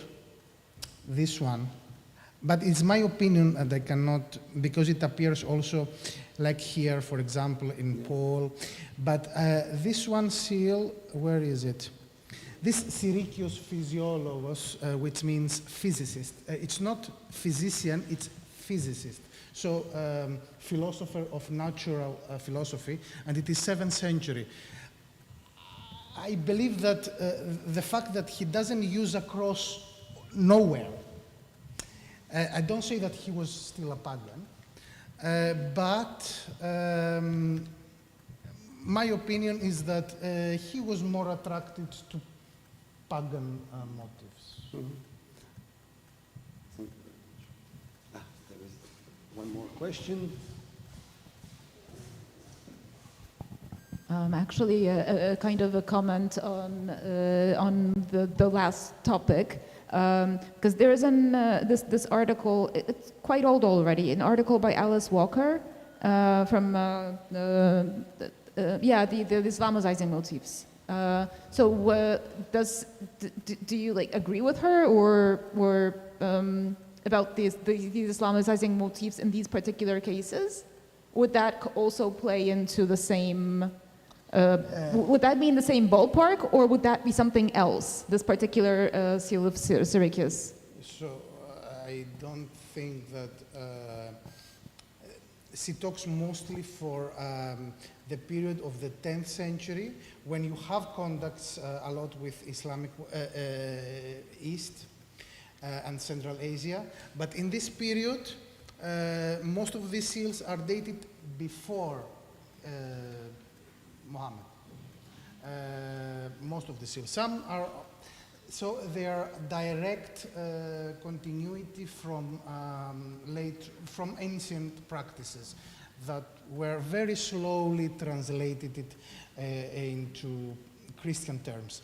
There was a very specific moment that all these things disappeared quicker. There was a synod, a church synod, very important, at the end of the 7th century, when it tried to ban all pagan practices.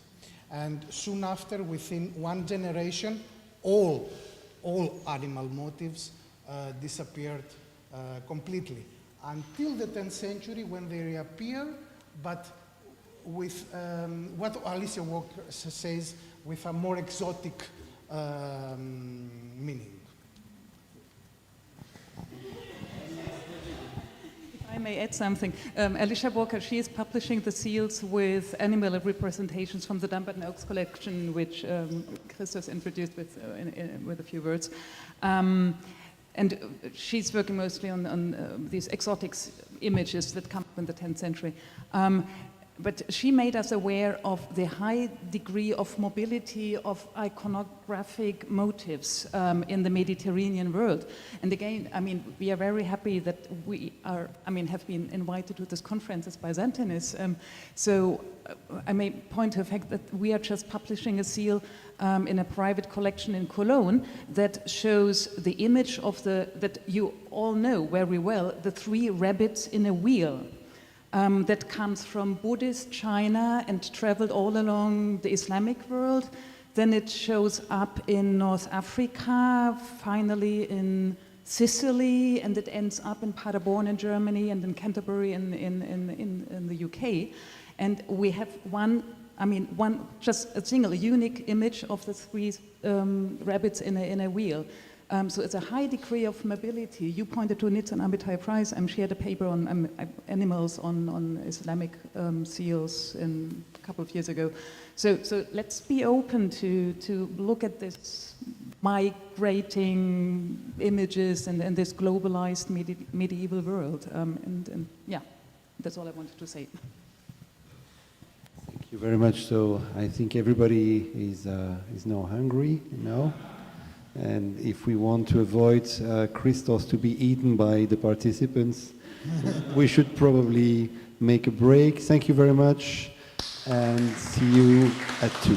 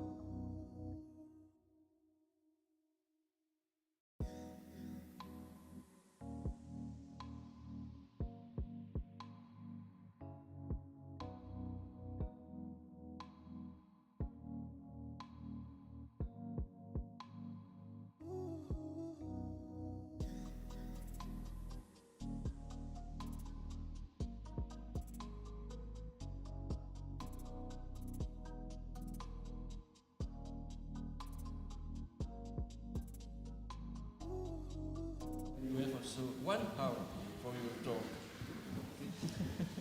We are happy to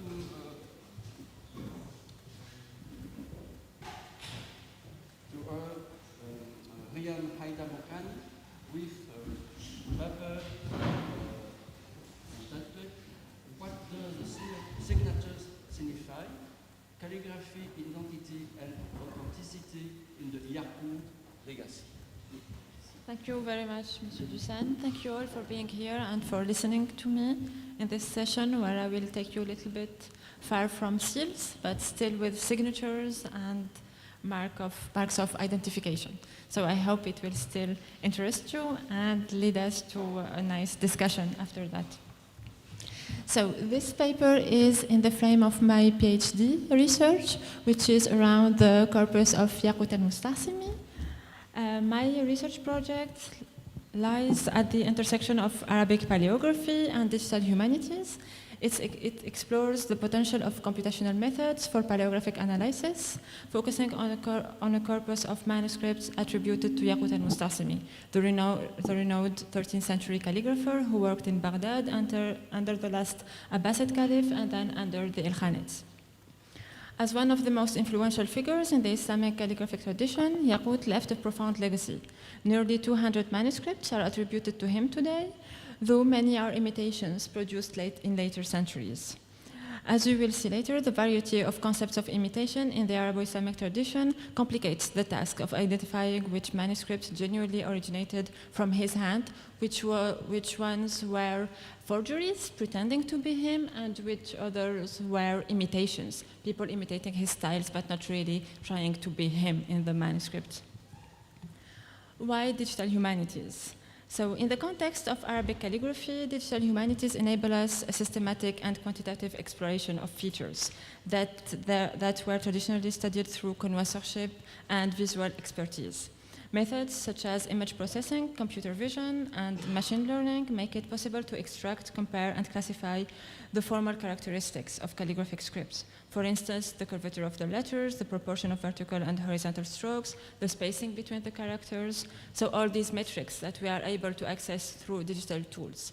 Even if we can have a traditional, I call it traditional, but it's just paleographic, let's say, study. The way that we explain it to a machine, make a platform or a computer try to reproduce it or try to go further, means that we go in that step of explain it to someone that doesn't know anything. And it's the best way to know that we are able to describe in a systematic way. Like the best way to be sure that we understand something very well is to be able to teach it to a machine, because the machine doesn't know anything. So it makes us proceed in a systematic way, let's say. So such analysis help identify scribes, workshops, or stylistic schools, and shed light on the evolution of writing styles across time and regions. However, quantitative analysis must remain in dialogue with historical and aesthetic interpretation. By bridging technology and humanities, this emerging field aims to redefine how we study the visual and the material dimensions of the writing. So it's not about machine replacing humans, it's about working together to more systematic methods. What was the slide? But as a beginning, who was Yaqut al-Musta'simi? Yaqut al-Musta'simi was a slave that most likely was born in Anatolia and was received in the Abbasid court under the last caliph, the Musta'sim Billah. So that's why we have the Kenya, Yaqut al-Musta'simi. He received the refined education in the Abbasid court, studied language, music, and adab. We have historical source mentioning that, as well as calligraphy, under masters such as Ibn Habib and Al-Urmawi. After the Mongol conquest of Baghdad, he will lose this protection of the caliphs, but still will stay in the upper class of the Baghdad society, and he will join the Al-Juwayni family, which was the family of the governor of Baghdad there. So he still find himself, let's say, a protector in this sector, and continue to be sponsored by this Juwayni family until their fall, when he will be very old. It's the later stage of his life, and he will transfer to Al-Mustansiriya library, where he will remain there working as a librarian, but also producing copies, let's say, in a commercial way, rather than in very different from the Caliphal court. And actually, most of the production that we have now of him is the one that is attributed to the last part of his life, when he was doing commercial manuscripts. So he was writing, copying the Quran and the bestsellers of that time, and not something commanded by the Caliph or by someone high-ranking in society. And we can see it to the codicological features. We have smaller size manuscripts that we wouldn't wait from another context, let's say. His legacy will go beyond his time. He will be, so the canonization of the 6 spans of the Arabic calligraphy will be attributed to him. We know that he was a major figure. We don't know that much about how he really detained this big role, but we usually turn through history to give this big credit for the evolution of calligraphy or of other aspects to these big figures. But he was for sure a big figure. We don't know how much he contributed to. He might just have been a big figure in a chain of other calligraphers that have contributed as much. Especially that we have a lot of yaquts around in that same era and area, who also maybe will lead to some confusion between him and other people. So the corpus I'm studying around Yaqut script is around 130 manuscripts that are attributed to him. So they're all post-Mughal and commercial productions. And these manuscripts that are signed, let's say they have a colophon saying that it's Yaqut who copied this. I try to leave at first everything that is not, that would only have like a very, like a small note in totally different script on a margin saying it's Yaqut. This is not relevant, but when the person in the manuscript try to be signs with Yaqut's name, then we are concerned in this study. And also, since he was famous by his time, but also continued through the Persian and the Ottoman periods, we have forgeries from the 13th, 14th century, but we also have very, let's say, forgeries from the Ottoman period who are also still in this imitation spectrum that we don't know how to define very well, right?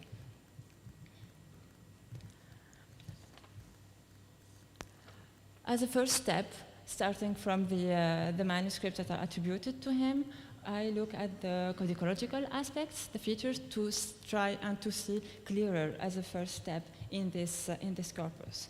And for the codicological aspects, the high-quality papers from the second half of the 13th are often difficult to distinguish from those of the 14th century, for example. But they are very clearly different from papers from the 16th century and later. And so, not in tone or in light, but rather in the thickness and opacity of their texture. That is resulting from a higher quantity of pulp, and the texture is also more regular, right, the further we go in time.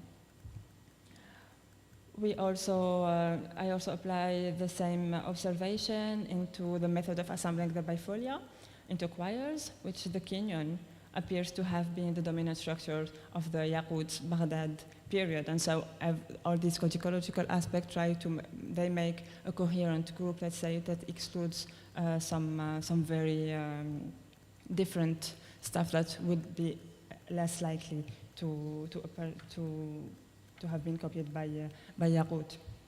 Decorations also helps into the dating. The illumination of the second half of the 13th is very recognizable when compared with the monumental and refined decoration of the 14th century, let's say, which marks also a turning point in the development of the art and the illumination at that time. The main difficulty, however, lies in the fact that an undecorated manuscript may have later been decorated, and a decorated one may have been retouched or redecorated sometime after its completion. So it raises the questions: how can we determine whether a manuscript signed Yaqut al-Mustahsimi or Yaqut ibn Abdullah is an authentic copy later redecorated or a completely later forgery, let's say. Then we arrive to something that's more close to the topic of this conference. So also one of the criteria for assessing the authenticity of a manuscript is the overall coherence of its element, as you have seen, but also starting with the notes documenting its production, so the colophon. So is it present, its dedication, followed by the codicological characteristics, the script, the decoration, and ideally also the binding, which is also another story. So the manuscripts bearing impossibly early dates, like some dates that when al-Mustahsim Billah wasn't even a caliph, or others that would suggest that Yaqut al-Mustahsimi would have lived like 150 years, since we know approximately the date of his death, we can already exclude, right, with colophons like these. But still, the Quran itself, even when it gives like logical information, must be coherent, and the historical data contained within the manuscript must be coherent with the external historical knowledge. Since Yaqut was not only a calligrapher, particularly of Qurans, but also a katib, a muharrir, an adib, and a poet, the colophon should ideally be free of grammatical and orthographical errors. It must also be intact, let's say without erasures or overwriting, and the folio itself should be physically coherent, formed of a single piece and not consisted of rest of the manuscript and the folio beneath. So what is the characteristic of Yaqut's signature in this colophon? Yaqut appears to have had a distinctive signature style. The colophons of the most coherent manuscripts generally follow the same model, an opening formula announcing the completion of the text. So in Qurans, we usually find Sadaqallah al-Azim wa balagha rasuluhu al-Karim. So God the Magnificent has spoken the truth and his noble messenger has delivered it. And then, except for in some manuscripts, like in the manuscript at the BNF, where we find instead of balagha, we find sadaqa, so spoke the truth. And also in one other manuscript, I found something like ثمت كلمة ربك, so which is the start of a verse of the Quran, replacing the balagha and sadaqa. In non-Quranic manuscripts, the formula is tamma or najaza. Let's say it is completed. The phrase Sadaqallahu al-Azim wa balagha rasuluhu is generally written in thuluth or new style script and placed within an illuminated panel, while al-Karim is continued in naskh at the start of the colophon, let's say the proper paragraph. Except in two Qurans when it stays in new style and thuluth with the illuminated panel. The formula is often followed by وَنَحْنُ عَلَى ذَلِكَ مِنَ الشَّاهِدِينَ, so we are among those who bear witness to this. And in non-Quranic manuscript, the completion formula is also visually emphasized, either through centered layout or by different script. The signature proper is introduced by wakataba and has written or was written by, depending on the construction of the phrase, in Qurans, or katabahu, katabaha in non-Quranic manuscripts. The verb is followed by Yaqut's name and nisba, Yaqut al-Mustahsimi. In nearly all manuscripts, either the verb Yaqut's name begins the line or the verb introducing the name. So kataba at the beginning of the line or directly Yaqut. And the signature also is followed by the date. And generally, except in one manuscript, we always have a date. And the date is introduced by the preposition fi. So it usually specifies at least the month, and sometimes also the part of the month. So awa'il, the first day, the beginning, the first days, or al-ashr al-awwal during the first 10 days, or having the day in ordinal form, right? So thalith, rabi', hadi ashar, and occasionally even the day of the week. And of course, the more detailed the date, the more reliable it tends to be, particularly when the day of the week is given and it allows the verification of the date-day correspondence. The year is generally introduced by min sanat or simply sanat. And the place of copy is usually not indicated, except in 3 Qurans from the mid-80s, which he specifies Bimadinat al-Salam, Baghdad, in the city of peace, Baghdad, after the date, of course, or Bimadinati Baghdad directly. Finally, the colophon generally ends with praise and blessings in forms such as Hamidan wa Musalliyan wa Musalliman, so praising, invoking blessings and saluting, or wasallama, so and he saluted.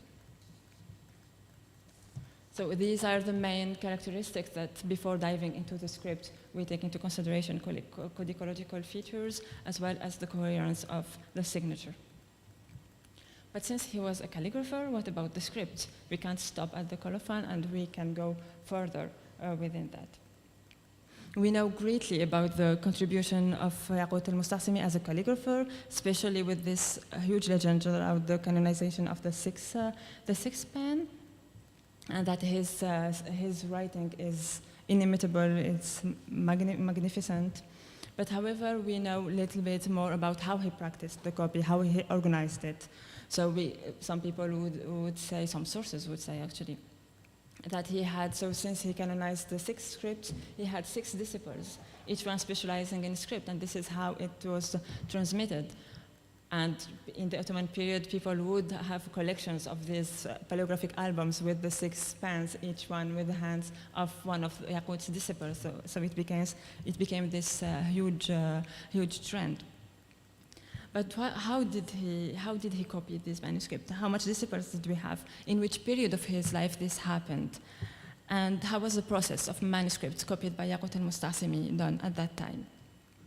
These questions, it concerns the organization of Yaqut's copying work, and let's say to situate it between a unity or variation. Did he have lots of disciple copying and then he would sign like a brand, or did he copy the manuscript itself, the complete manuscript? This is what leads me to the study of intra-manuscript variations to evaluate whether this observed difference suggests the intervention of multiple hands, or whether in the absence of significant variation we can hypothesize that a single hand, that in that sense Yaqut's hand, was present throughout the manuscript, so a big stability of the hand. The starting point of of this particular study within the intra-manuscript variation is 4 manuscripts which pass all these tests, the codicological test and the colophon coherence one. They're all dated, and I have the complete digitization of all the folios of the manuscript, and they are complete themselves. So they span, so we can see 1288, 1289, and then 95, which is, let's say, the time span we have of Yaqut's production, so this the later part of his life. And these manuscripts, so I studied them to see any internal inconsistency in each manuscript, let's say.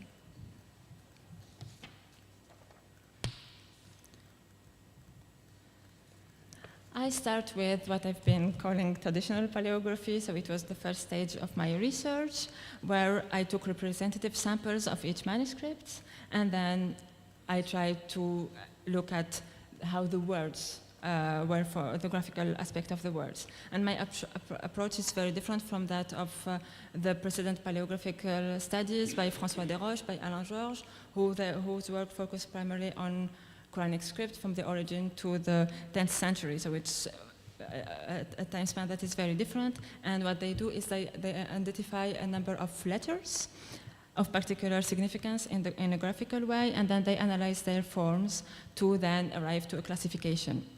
So they find distinct groups which likely correspond to different production contexts.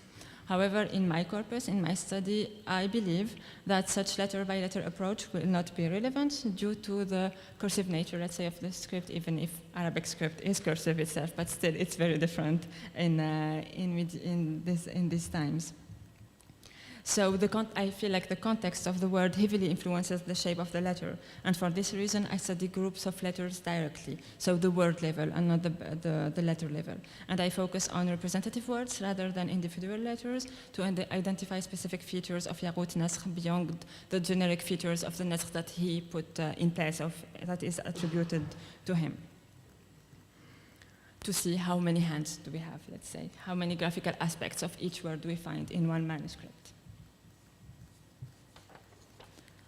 Once this study is done, so I have for each of my selected group of words a result of different families of this group. For example, Al-Lam Alif, Al-Ladina, Ya'lamun. I find different families of how the graphic composure is presented in each manuscript. Then I go to another step that is parallel, let's say, which is what we call now computational paleography.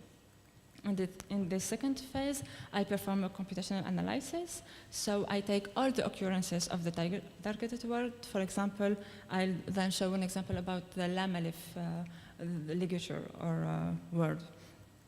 So the lam alif is present in the Quran 828 times. So I take the 828 occurrences to be analyzed.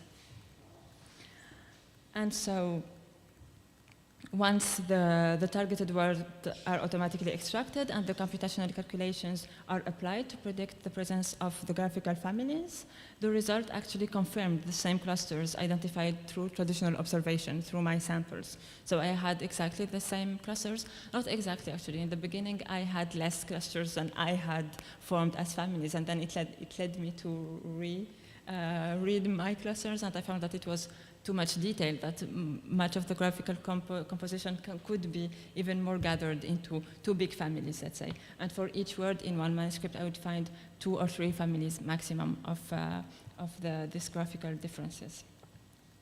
And so the AI-based prediction applied to this large dataset containing all the occurrences reproduced the same grouping pattern and validated, let's say, the traditional classification. We can see now an example of the lam alif in the manuscript that is preserved in Mashhad today in Iran. And so the clusters show these 2 families of the lam alif one with, so you could see the most, let's say, appealing differences is in the knot. And then you can see also the ascenders. One is more concave, the other is more, let's say, oblique, and then also we have serifs combination that go with each knot and each ascenders. And so these families were, well, let's say, grouped in this way, and we could see, because we have all the occurrences, that the most representative families was the first one, which had 80% of presence, and which is the one corresponding to the 2 images that are by the right, and the other was present only by 20% in the manuscript. So then, once we have this information, we have, let's say, confirmed that there is 2 groups of this word in these manuscripts, that one is heavily present, the other is present in a minimal way. It raises a lot of questions, at least it raised with me a lot of questions. How are these families distributed within one manuscript? Are they organized by choirs? Are they choirs using this family and the others using the other one? Is it by folio, by page? So how did it happen? Is it really two hands alternating, or is it just some statistical variation that is led by another context? So at first I started to look at the distribution of these 2 families across the folios. So unsurprisingly, I find that this, the family number 1 is very present throughout the manuscript, and the other one continues to be present also throughout the manuscript. So there is no like 2 parts or each choir's presentation. But then we can also see that both families are present even within the same folio, within the same page even. So it doesn't give any correlation with the choir structure or a layout sequence, let's say. And even looking at these folios that have the 2 families present within the same folio, there is no really pattern in the alternating. We don't find them every 2 or 3 folios. We really find them in, let's say, very random way. We know that both styles live together, but the variation doesn't seem to lead us to any other conclusion in this sense. Then I tried to look at the distribution of these 2 families through the lines. Let's say, does it have anything to do with the organization or the layout of one page? At first, yes, we could see that one family is very present in the beginning and then drops completely, and the other ones continues to go throughout the mid and end of the pages, but still, when looking at this variation and taking the statistical metrics, it didn't go beneath the seuil, so the threshold where we could say that it's systematic and not random. It stayed within a random threshold of distribution. So still looking at the line, nothing really appears. But then there is some metadata I had put in my database, which is the position of the Islam alif within the line. So when looking at the position and when analyzing these groups with the information of their position, I found that the dominant family that is used at the beginning of a line is the family number 1. And then by the end of the line, we could see more and more the second family of the lam alif. So it started to look at something very systematic and an intended variation of the presentation of these lam alifs in the manuscript. Not by folio, not by line, but by position within the line. The further we go in the line, the further we find the second lam alif and not the most used one. So we could say that maybe Yaqut had this rhythmic and spatial modulation of his writing, and his mastership went to that level. One last metric I took into consideration was the graphic context, so the graphical elements around the lam alif. So I started by looking at the letters before and after the lam alif, and surprisingly, we can see that clearly each family of the lam alif is used only one time, depending on the letter it has before. So we could find, for example, we can see here for the letter, let's say for the ra, we only find the family number 1 of the lam alif that comes after, that succeeds to it. The ta, we only find family number 2 coming after a tam of tuha in the manuscripts. So these metrics that demonstrated finally not distribution by 2 hands, not a collaborative work, but rather a mastership of Yaqut al-Musta'simi himself, going with the flow with his doctors and adapting the letters depending on their context. So what was intended to be, let's say, an adventure to see whether really Yaqut was copying his manuscript in a complete way. Did he have disciples? What turned out to be that I didn't find any really change of hand that could be clearly seen within the quires of the folio, but the stylistic modulation and the way the variations were reflected some intentional adjustment and not only a random choice of style, demonstrated rather a high control of Yaqut in the design of his writing and his doctors. So I hope my presentation didn't scare you about digital humanities, and I thank you for your attention.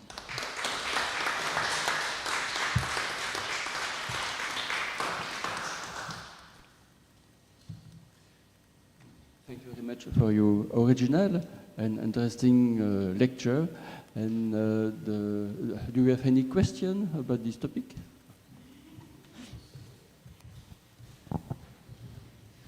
I'm sorry. Thank you so much. This was enlightening, amazing. And so I was outside when you started, so perhaps I didn't hear it. What have you been using for segmentation? Like Scriptorium, I guess? Yes, yeah. I didn't mention it because I didn't want to bore you with technical details. But yes, actually I do an HTR, so recognition of the script. And then I use it in a different way, so I don't use it to get the text as an information, but to extract. Depending on the text search. So yes, I use Kraken and Scriptorium for that. Perfect. And have you tried also like other tools, or and if so, I mean, we can discuss this privately. And if so, why did Scriptorium win in a way? Yes, I tried. I didn't start with Scriptorium, even if I belong to the Scriptorium team. But I started with Label Studio, with object detection of my words. But then it took so much data to have a minimum result. Yeah, so yeah. Scriptorium went very fast with that. Thank you so much. Thank you very much. Other question or remark? Yeah, thank you very much for this presentation. So if I understand well, your analysis of the calligraphic style allows us to find his original style as a grandmaster. So you don't really need his signature anymore. You can recognize his style by analyzing with the model you've developed.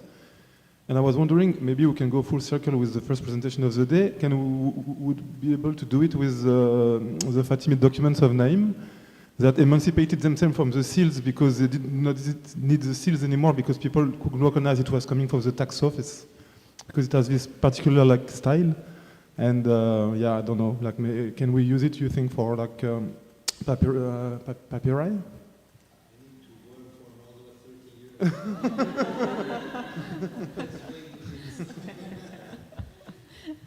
Thank you very much. Actually, yes, one could say that once we have these graphical features, polygraphic features, we don't need anything anymore, but actually we can't start any research without a strong basis with a strong colophon and coherent codicological features. So all of this wouldn't have been possible if we didn't know that we had a high chance that these manuscripts would be rightfully attributed to Yaqut. This is where the documentation continues to be like a real basis for any study, even the digital ones, for sure. As for any other kind of documents, I'm the biggest advocate for digital tools. So all we need is enough data. And then I think we can do everything. And it doesn't really change from a historical point of view. It's just a tool that helps the historian. It doesn't replace anyone, and it lets the conversation and the questions go further. So I hope one day. Naïm, you want to say something? No, I was wondering how much time you spent working on those 4 manuscripts, and did you see any progress in the speed you were treating the documents, or is it still very slow? Because you have another 100 manuscripts to read. That's right. Thank you very much. Absolutely. At first, when I started, I got a bit disappointed with the first manuscript. It was the start of my PhD, and it took so much time. I had to correct and to transcribe and to recorrect, and it wouldn't give a very good metrics. And I was like, what is the point of digital humanities? We have been told that it's to gain time and to be able to brace more data, but I'm spending too much time making the machine learn rather than just doing the work myself. But then actually starting from the second manuscript, it goes directly. We don't have to do, I do the sampling and the paleography study just to be able to keep monitoring my results. But all the automatic circle goes directly, the chain line already established continues to work once it has worked with one manuscript. Especially in this case when I'm working on one copist, so even if the script changes, it doesn't change that much. So one model can do the job for the whole corpus. Last question? Or not? Okay. Verse dividers in the Quranic manuscripts, were they added first after the text was written? I know that because in one of the colophons, I think they were already added, and then he added the colophon. Yes, actually it could. Yaqut worked with several illuminators at his time. He had one Saati that was his, let's say, his colleague that worked with him a lot on multiple manuscripts. We have clearly in all this corpus, even with the, let's say, authentic or highly attributable manuscripts, illumination that have been added. Practically in all manuscripts we find additions, right? But we still find those that were originally with the copy, but still I'm not familiar enough with the way he proceeded to be able to say, was the illuminator going first or was the copyist? In some cases it shows because we can see writings on the illumination or adaptation for the illuminators or from the copyist that gives a hint. But I can say for the whole corpus as one information. I don't know. Well, I think we have finished with this lecture. Well, thank you. Okay.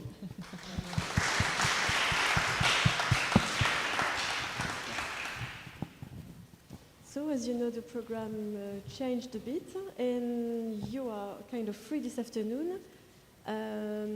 So I suggest we can go, if you're interested, to the Islamic Art Museum. So we can go by ourselves, take a taxi and go over there, have a quick tour, because the museum closes at 5, and then we can come back here with time, and we have dinner at 7 p.m. So we meet here at 7? Yes. For the ones who are interested to visit the museum, if you want to leave your bags, at least computers here, we will find a solution. Maybe we'll leave them to Jean-Charles, who remain here, and we can go just light to the museum.